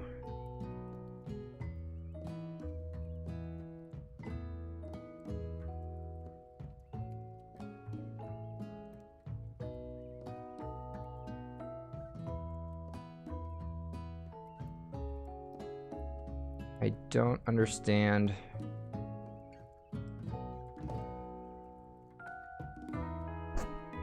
Destiny. Trying to get Destiny to update, but it doesn't seem to want to update. He's holding a gorgeously plated breakfast and your mouth waters at the sight of it. Here's a simple breakfast I just whipped up. It's meticulous. You taste Colonel Sanders' food and it takes you on a journey. When you return, he's waiting to ask you an important question. Who would you say that we're the perfect match? How presumptuous. My cuisine and your taste buds, that is. Take him down a peg. Louder him. Such confidence, such grace. Could he be the world's greatest gift to cookery? Should I take him down a peg?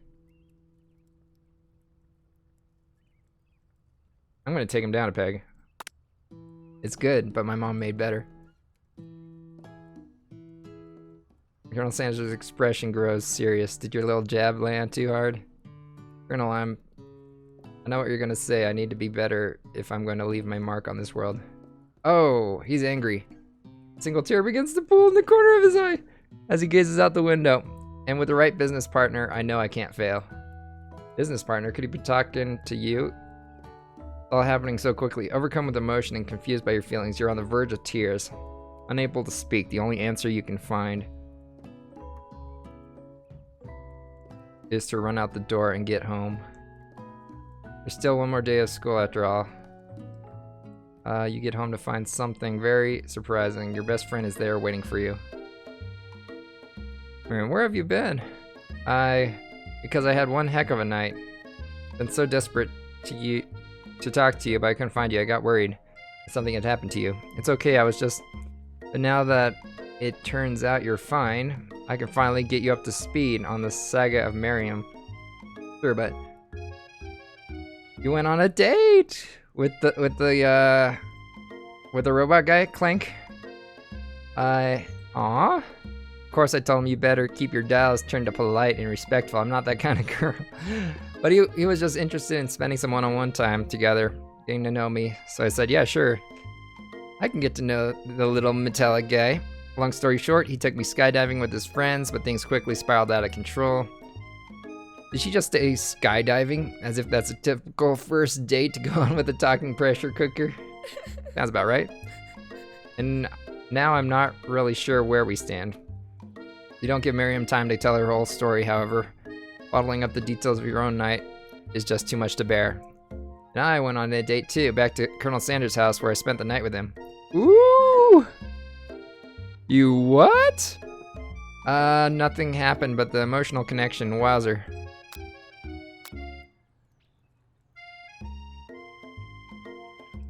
Okay, so it's still downloading the update. Miriam tells you to move on from this whole Colonel Sanders obsession and focus on school. Being obsessed with Colonel Sanders is wrong. You don't want to be right. After a short argument, you both agree to go your separate ways. When you arrive at school, you encounter your rivals in the quad. You can tell from a distance that they're picking on Pop, though he himself might not quite grasp that fact. Because, you know, he's Pop.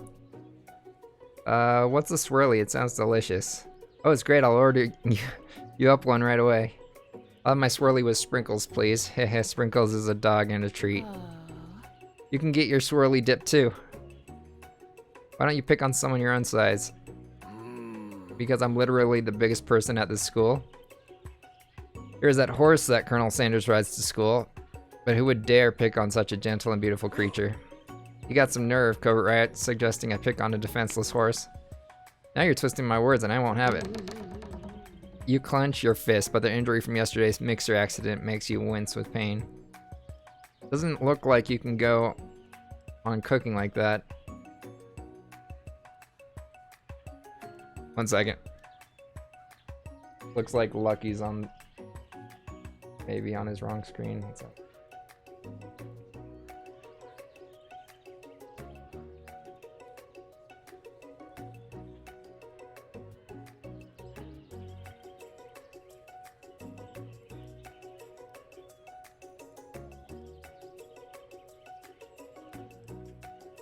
I don't know, maybe he means to be on that screen right now.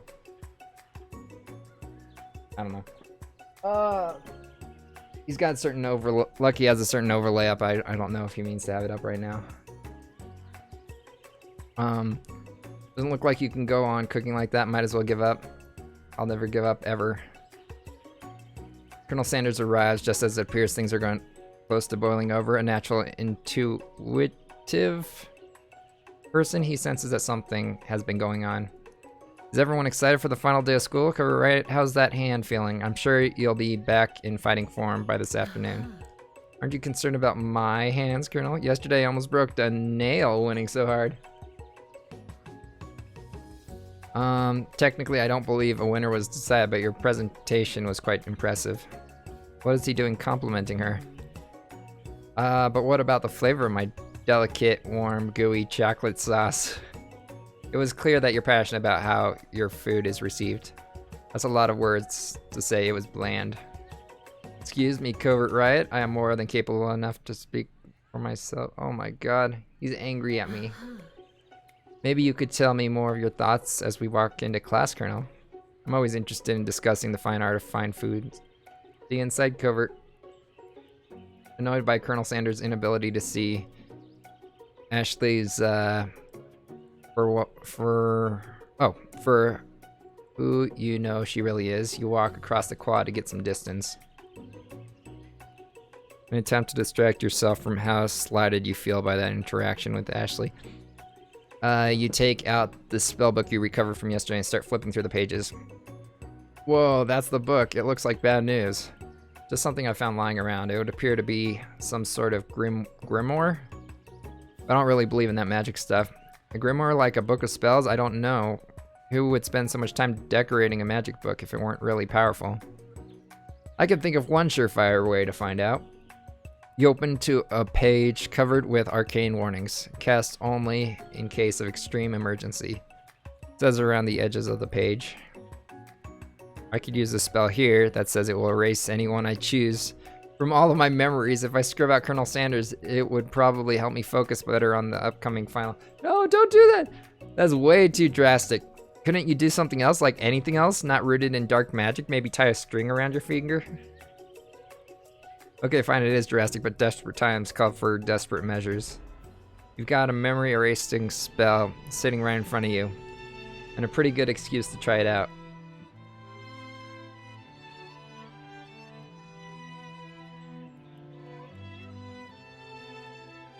I can't do it. I can't forget about the Colonel. You take your friend's advice and put the book away. It's almost time for class. Sprinkles is already in the room, waiting for students to arrive.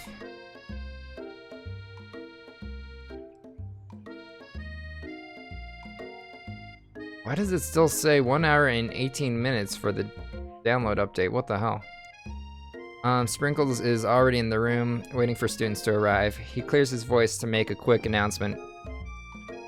I want you all to know I feel something of a dog movement coming on, but I assure you it's nothing to be afraid of. His cute little nose scrunches up and he begins to breathe quickly. He must be hungry. Reach for some old homework to give him a snack. Dogs can be rather unpredictable, especially Sprinkles. Wait to see what happens. Let's give him some homework. Reach into your backpack and grab some homework for last semester that you forgot to turn in. Sprinkles immediately goes for it and gobbles the sheet of paper like it's a piece of fresh chicken rawhide. Ahem, I apologize for the outburst. I know it seems cliche, but not much in the world satisfies like ungraded work. My cover right. Were you studying something with cinnamon? Apparently picked the correct answer. I've been sitting in on a lecture series about the art of cake baking. How insightful. This actually brings up an important point. Thank you, Covert Riot, for reminding me to dole out this indispensable bit of wisdom, you see. But before he can go any further, Miriam's love drama spills over into the class. Sprinkles is interrupted by whirs and sparks coming from the back of the room. I told you to save it for after class. Oh, she made him cry! She made him cry. You think I want to be thrown from a plane strapped to a stranger? Miriam and Clank appear to be arguing, but you still haven't learned to speak Clank's language of mechanical noises. But no, you had to show off to your cool kid friend Jeff and Joan. JJ forever. Watch us form a triangle in midair as we descend. Triangles are the strongest shape, don't you know? Bzz, bzz. Yeah, well that doesn't make it a great date. Then take Jeff and Joan with you. You can hold hands as you pedal down the mountain or off a cliff for all I can get. Sad beep. Oh.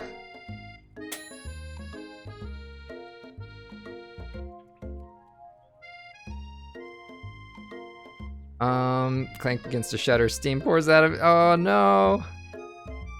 Then a loud ding stops him in his tracks. Beep. Uh-oh. She broke him. No amount of seasoning is going to make me want to eat that, Clank.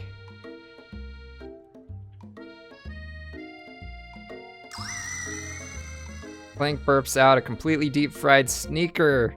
Considering that he himself has wheels, not feet, it's not entirely clear where it came from. In terms of deep-fried footwear, I guess it looks okay. Clank slowly rolls out of the room to be alone with his shoe. Everyone tries to pretend that they didn't see the entire thing go down. Nothing like a loud public breakup to cast a pall over the final day of school. Well, that was unfortunate, but we mustn't be distracted from what lies ahead. The final competition showdown challenge exam. I'm still working on the title, but I think you get it. Test time approaches, so I'll see you all in the arena. But before you can think about your upcoming competition, there's a very beautiful soul nearby in need of a pep talk. Hey Miriam, are you okay? Oh no, she's so... Okay, she's mad. She's mad. I could smash a tiny mug, spilling several droplets of hot cocoa all over the place. How could he embarrass me in class like that in front of everyone? Her tiny cocoa is a delicious treasure, so you know that this breakup is no joke, even if the source of her frustration is such a silly boy. I know that you know this, but I'm gonna say it out loud. You don't need anyone. Me and you, we're gonna cruise to this final test and hit the carpool lane to Success City. Miriam brightens up, imagining the wind rushing through her short bangs, but she hesitates to embrace the feeling all the way. You're not gonna saddle up with Colonel Sanders Stallion and ride off into the sunset without me? I might. Of course not. Well, maybe, sort of, but I'm sure there's a pony out there with your name on it, and a ranch big enough for both of us and whoever else we want to bring along. He's not Pop or Clank or anyone else you meet today, tomorrow, or this whole year.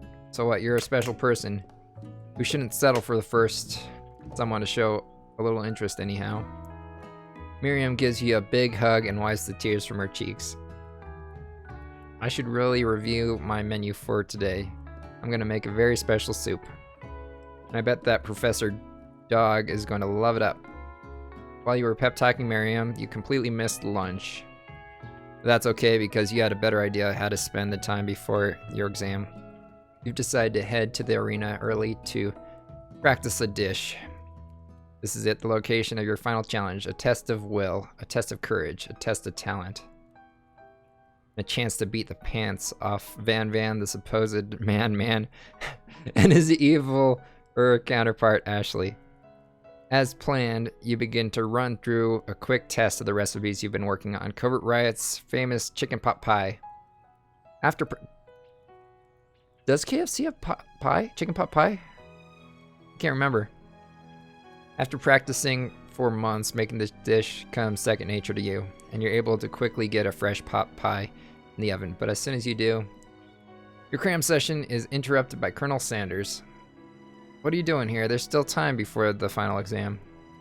Oh, just taking it all in. I'm big into visualizing success. I'm looking at my station and picturing victory.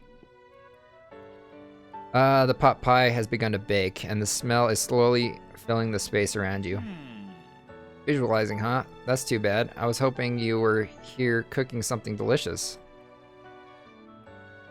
You'd usually happily share your food with anyone who is hungry, but the last time you let Colonel Sanders get in your head, it cost you a cook-off. You decide that it's time to put your cooking above your romantic desires, but that decision gets hard to stick with when the oven timer goes off behind you. Ignore it like there was no sound at all. Fess up about your practice dish. I'm gonna fess up. Okay, you got me. I'm doing a little bit more than visualizing. I know, my nose can smell a pot pie from 400 yards. That's an oddly specific distance, but you'd expect nothing less from such an oddly specific man. You knew it was a pot pie just from the smell? Not just a pot pie, but a chicken pot pie with an all butter crust. My nose is telling me something else. Oh no, is it burning? No, I could smell that was made with a heaping helping of TLC. But it'll probably start burning any second if you don't pull it out. The moment of truth. Wow, that looks good. It's the best pot pie I've ever tasted. I've always loved cooking, or country cooking, and I could eat this all day. There's no time left. The final showdown is about to begin. Let's do it. Sprinkles lays down the ground rules. There are no rules, that is, except to cook with everything you've got. You step up for the cook-off of a lifetime. You decide that mac and cheese plus the pot pie you've been practicing are just the dishes that'll push you over the edge to victory. Meanwhile, both Van Van and Ashley are prepping wildly elaborate dishes per their usual over-the-top selves. Miriam has her giant magnifying glass and several sets of tweezers. She's definitely preparing to go big, going small. Colonel Sanders seems to be harnessing his 11 herbs and spices, but he's trying to find a way to improvise on something perfect. His original recipe, fried chicken.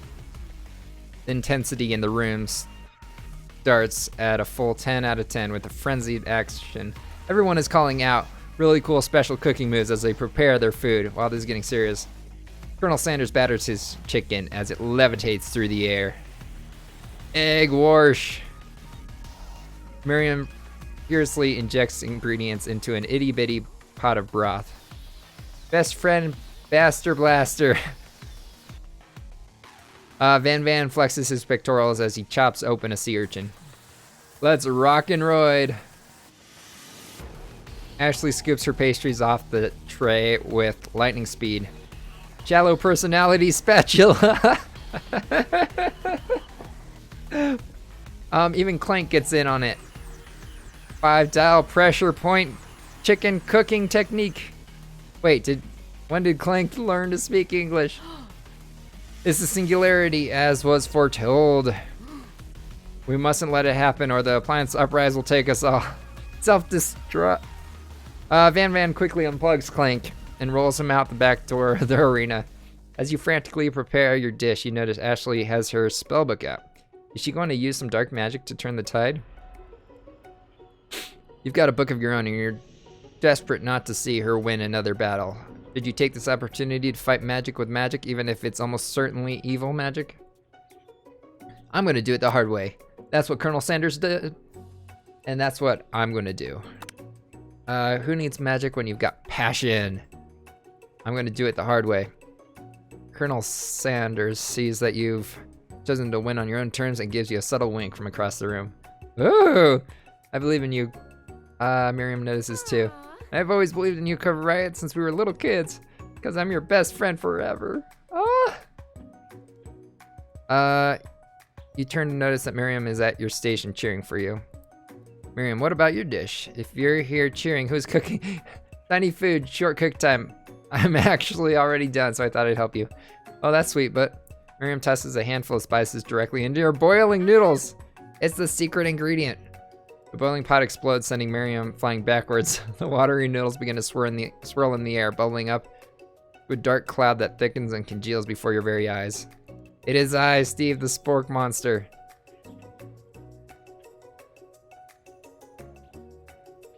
Still 1 hour and 16 minutes left for the Destiny download. I won't be able to play it tonight. That sucks. Steve, wait. What happened to Gorko? You're not here to battle me, are you? We Spork monsters are many. I think Gorko had the day off, but you have conjured Steve, and I hate to battle. So I'd say you're doing pretty alright. Oh hey, you're in the middle of a cooking competition. I love this stuff. It's better than TV. You crazy kids and your culinary skills really impress me. Mind if I hang out? I'm sorry, Steve, but I'm kind of in the middle of something. Do you mind? Steve, the Spork monster, notices that you've got a grimoire stashed beneath your cooking station. I see what you're up to, crisscrossing some magical items and accidentally summoned me, huh? Yeah, you guessed it, sorta. If you're here, would you mind tossing some fresh noodles in a pot of salted water? I'd love to. I've always wanted to be a top chef, actually. You know, when I was just a little Spork pup back in the old country, you could feel Spork Monster winding up to tell a very long and involved story. You don't know exactly where they came from, but it seems like it was probably lonely there. Actually, you know what? Maybe you could watch from the stands. I really need to focus on this competition. I understand.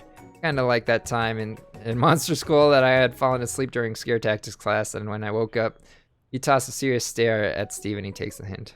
Never mind. I'll tell you later. Good luck. You summon extra power from deep down within yourself. Give up and drop out of... Oh, okay. Having suffered this huge... We got this! We got this! I can do this. I have what it takes. I came here to win. Your hair turns mac and cheese orange as culinary energy flows through your body. Going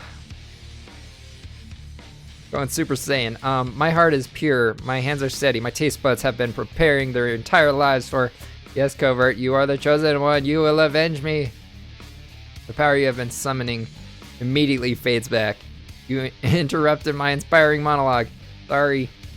My heart is pure, my hands are steady. My taste buds have been preparing their entire lives for this moment. I will show the world my cookery. You begin to levitate off the ground. Energy courses through your body. You know that with this power you can do anything, except turn back time, which would be super useful. Because while you were powering up, your chicken pot pie overcooked in the oven. It can't be served. But don't worry, dear Covert Right. You may have suffered some setbacks, but all is not lost.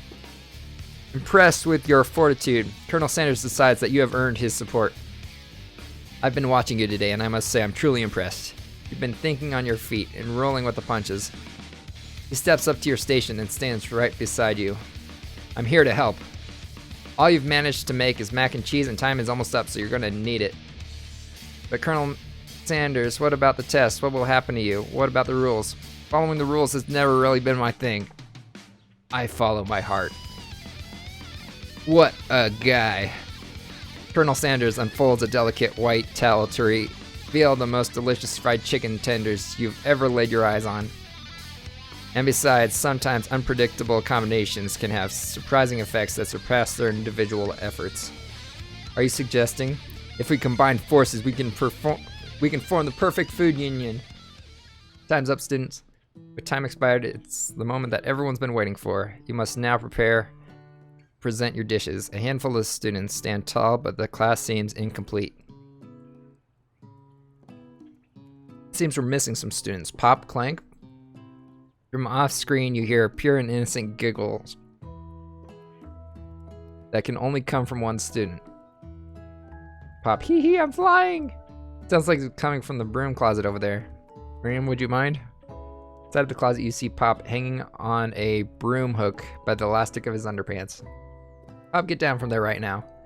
Let me guess, did Van Van have something to do with this? When someone asks for a wedgie, who am I to refuse? I thought a wedgie was a salad. Looks like Pop is eliminated from the challenge, seeing as he didn't cook anything. I can't feel my legs. Can I be excused? Sure. You kids and your pranks. I must say, it's not the worst prank in UCS history, but it's not exactly your book material. Wait a second. Pranks, Clank. Where did that pressure cooker roll off to? You wait to hear a signature word beep or any other automatopoeia, but there's none. Somehow he must have gotten unplugged. I guess we'll have to figure that out later. That leaves only 4 remaining students. Please collect your final projects. Yes, it has been a long semester. Wow, 3 whole days. But after days of hard work, the time has come for me to eat. Miriam, please step forward. Now describe your dish. I've made tender udon noodles in savory soup. That's cute. Very cute. Actually, I'm gonna go take a quick bathroom break. I will leave you looking at this very cute bowl of udon noodles, and I will be right back.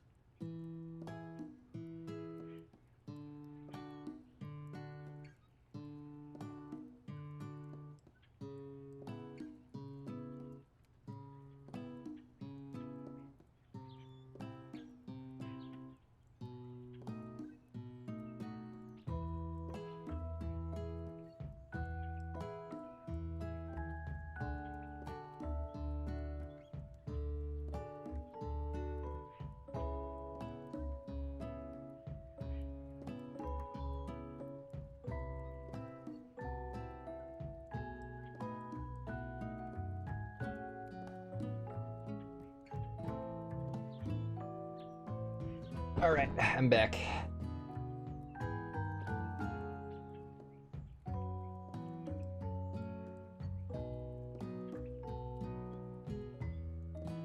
All right.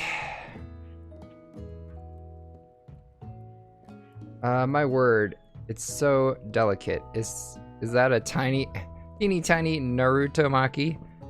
I spy afloat in this itsy bitsy bowl. Yes, chef. Please call me Sprinkles. Chef is my father's name. Yes, Sprinkles, and some green tea made from baby tea leaves that I picked myself. Sprinkles carefully sniffs around the dish before opening his mouth and letting just the tip of his pink dog tongue dip into the bowl. Sublime. Would anyone else like a taste? Oh, come on, I'm not one of those dogs who doesn't floss. I even have a really cute electric toothbrush for dogs. Fine, I'll enjoy it all by myself. And in a flash, the entire meal has been devoured. Not that it took much, it was less than a thimble's worth of soup. A+, rarely do I taste a dish that with as much love poured into it as yours. Miriam is overjoyed. She gives you a huge hug. Thank you, Covert Riot, for helping me believe in myself. Van Van, you're up. Now describe your dish.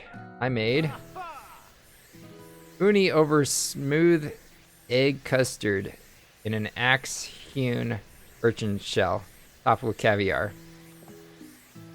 Doesn't look bad. Did you skewer one type of Did you skewer one type of urchin with spines from a second different colored type of urchin? What? Yes, Sprinkles. A bit much, don't you think? That's exactly why I did it. A bit much is kind of my brand. Doesn't it look cool?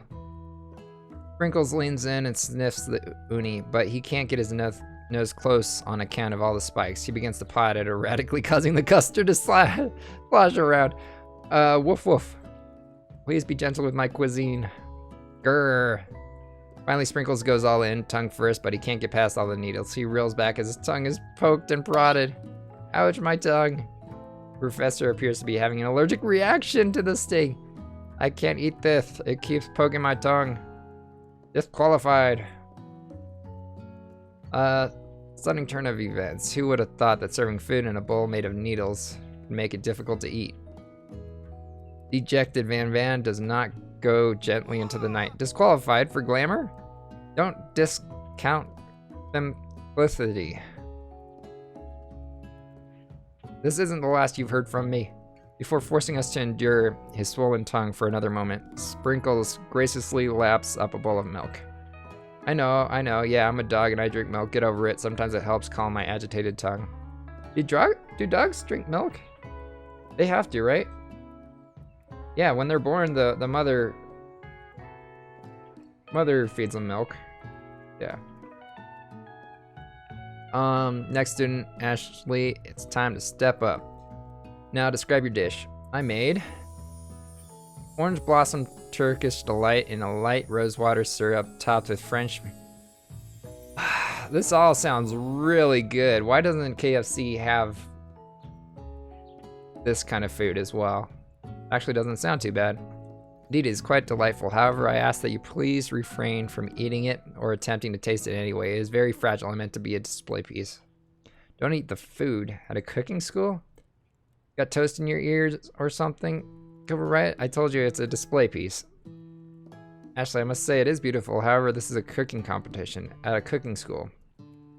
Yeah, which is why I cooked it and did an extremely job cooking it too. I didn't realize that we were having an eating exam. If I wanted to be judged on eating, I'd go to the College of Eating, School for the Hungry. I suppose you could smell it if you absolutely insist, but don't breathe too hard. You might disrupt the sugar spiral. If the food cannot be eaten, it cannot be judged. You are disqualified. Rage overtakes Ashley as she finally cannot keep her two-faced routine up. You wouldn't know a high-end cuisine if it cooked you. And with that, Ashley stormed off to rededicate herself to being the best, but this time without being shackled by trying to be fake nice and liked by everyone. This isn't the last you've heard of me, either. Team Rocket's blasting off again. That's the first thing that comes to mind there. If this class gets much smaller, I'll be teaching myself. You and Colonel Sanders, the final cook, step up together. You chefs? What began as a bowl of delicious mac and cheese has become something else. He examines it closely, sniffing and eyeing the bowl. Uh-oh, I don't have a good feeling about this. From somewhere in the room, a literal drum roll plays. Just when I thought I'd seen everything in this kitchen, you give me this thing, and completely blow me away. In my 49 dog years of life, I have never tasted anything so delicious and perfectly balanced. So delicious, in fact, that everyone passes the class. You pass, you pass, you pass, you get a pass. Everyone gathers around and partakes the mac and cheese bowl. They all seem to transcend this reality into another dimension. You win! Together, you and Colonel Sanders have made a new menu item. The new menu item is so impressive, even the Van and Ashley are drawn back in by its magnetic fragrance. When they gaze upon your mac and cheese bowl, they admit that you are indeed an excellent chef. Sprinkles declares that you have passed, everyone has passed. There were supposed to be more battles, but come on, how could they be better than this one? Now that the school year is complete, and everyone has graduated, the students return one last assignment to get their groove on. The cafeteria has been completely redecorated in order to serve as the site of the school's graduation dance. Compared to the massive high-tech cooking arena, the humble decor seems downright cute and cozy. Oh, ho, ho, ho. He's a DJ as well. DJ Doug is in the house. Ow, ow, ow. You knew that Sprinkles was a master chef, but also a world-renowned turntablist. Who says you can't teach an old dog new tricks? Van and Ashley tell everyone they've committed themselves to righting the wrongs they did while they were the villains. For a moment, you actually believe them. Not another haunting. No ghosts allowed at graduation. It's clearly written in the school's bylaws. I was never actually a ghost. It was all a trick to get you to finally notice me. Oh, amusing. And now that everyone is together, it's the Spork Monster. He totally mellowed it out. Everyone, the Spork Monster is no more. From here on out, I prefer that everyone refer to me by my new name, Party Monster. Student tries to finish what he had to say, but everyone is too wrapped up talking to Spork. Sorry, Party Monster. Ejected, the student walks off. Aw, poor student. Maybe things didn't work out for Miriam romantically, but she found the love in her cooking, and you know she's gonna do great. The red carpet rolls out across the floor of the ballroom. It's like a Hollywood movie premiere. Who could command such an entrance? It's Pop. He's arrived late to the dance, but apparently for a good reason. Walking the carpet, you see perched atop his dirty chef's hat, a crown? Welcome back, Pop. I know you weren't able to complete the final exam and accept your diploma, but we had it mailed directly to your father. We figured it was the least we could do for the school's dean. Oh, now I get it. And we get a new wing on the school, not to mention the honor of educating the son of the chancellor of such and such. Oh, so he paid his way into the school. That's what's going on here, I see. The music at the dance is interrupted by the sound of sparkling and electric hissing. It's Clank, who has arrived late to the dance. Now that I have graduated, I can reveal my truth. Whoa, he's still doing the talking thing. I am Clank. I am not of this earth. I am actually from a faraway planet in another dimension. What? What? I actually feel like I knew that the whole time. Now that I've learned the ways of your kind, I must return. Miriam, will you come with me? I don't know what to say. Besides, no, obviously. I've just begun to learn who I really am. This isn't the time for me to devote my life to figuring out who you are, Clank. You're blown away by Miriam's maturity. It's pretty clear she has managed to surpass you in that regard. I understand, kind of. Humans are weird. Portal opens up and Clank disappears through it. Finally, Colonel said, there's the cherry blossom. There's the cherry blossom leaves. Finally, the Colonel arrives. Howdy, classmates. Oh, look at him. He's not wearing the same stuff. Just like the first day you met him, he has come prepared to feed the entire class. However, it's not enough to just give them a bucket of chicken. This time it's a full meal. Ooh, it's everything. I didn't get to be the most famous chicken man in the history of chicken and man by not reminding people to go out and buy my chicken.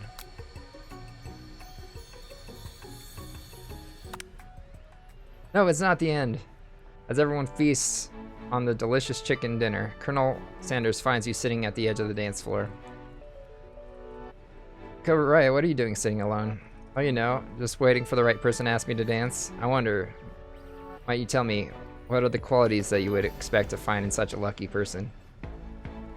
Off the top of my head, oh, I don't know, a spicy musk, a tidy goatee, and a degree from the University of Cooking School. Just to name a few. It's truly my lucky day. Would you dance with me? Yes, I would love to. As you glide across the floor, hand in hand with the Colonel, the future stretches out in front of you. And once my 100th franchise is up and running, I'll be ready to take a day off, and I'll be so glad to spend it together with you, Covert Riot. Aw, that's sweet. We'll work together and play together. Colonel Sanders stops dead in his tracks. Work together? Well, I think this is something I just need to do by myself. Wait, what? But who will help you run your restaurants? I don't believe I need help. Besides, based on your time at school here, do you really think running restaurants is the best path forward? Could it be you found the love connection but failed to earn? Oh no! Can you live with only half of him? Will you be able to endure sharing with his other love the life of an entrepreneur? I suppose I can enroll at a pastry school. Oh my dear Covert Riot, I'm sure that you'll find your place eventually. And along the way, you'll have me by your side. The end. Okay. So I'm assuming that was just one of the endings.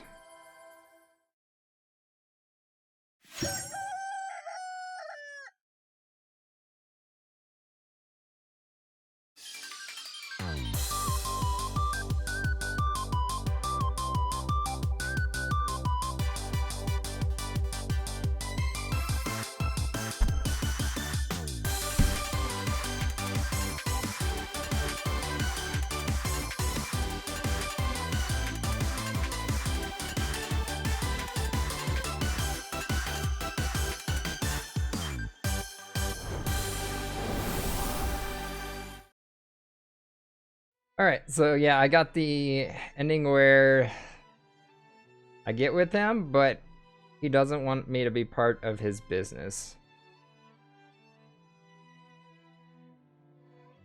Which, I can understand that. I'm apparently not a good cook. Yeah, it's obviously gonna take another hour at least to get Destiny going, so...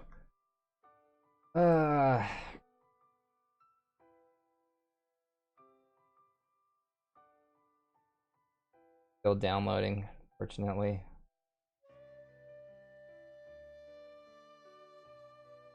So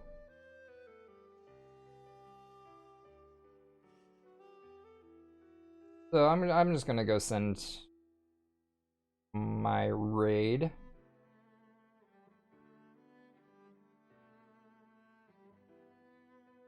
Over to Lucky, since he just started playing Destiny. I really wish I could play with him, but unfortunately, it's downloading. It looks like it'll take a while to download. But those of you hanging out, thank you for hanging out. If you enjoyed the content you saw today, and only if you enjoyed the content you saw today, feel free to hit that follow button. Turn on notifications to know when I'm live. If you'd like to hang out with me off stream, feel free to follow me on Twitter or Discord. I am active on both. And thank you all for watching. I had more fun with this than I thought I would. Yeah. Hopefully I'll be back with Destiny 2 here soon. Good night.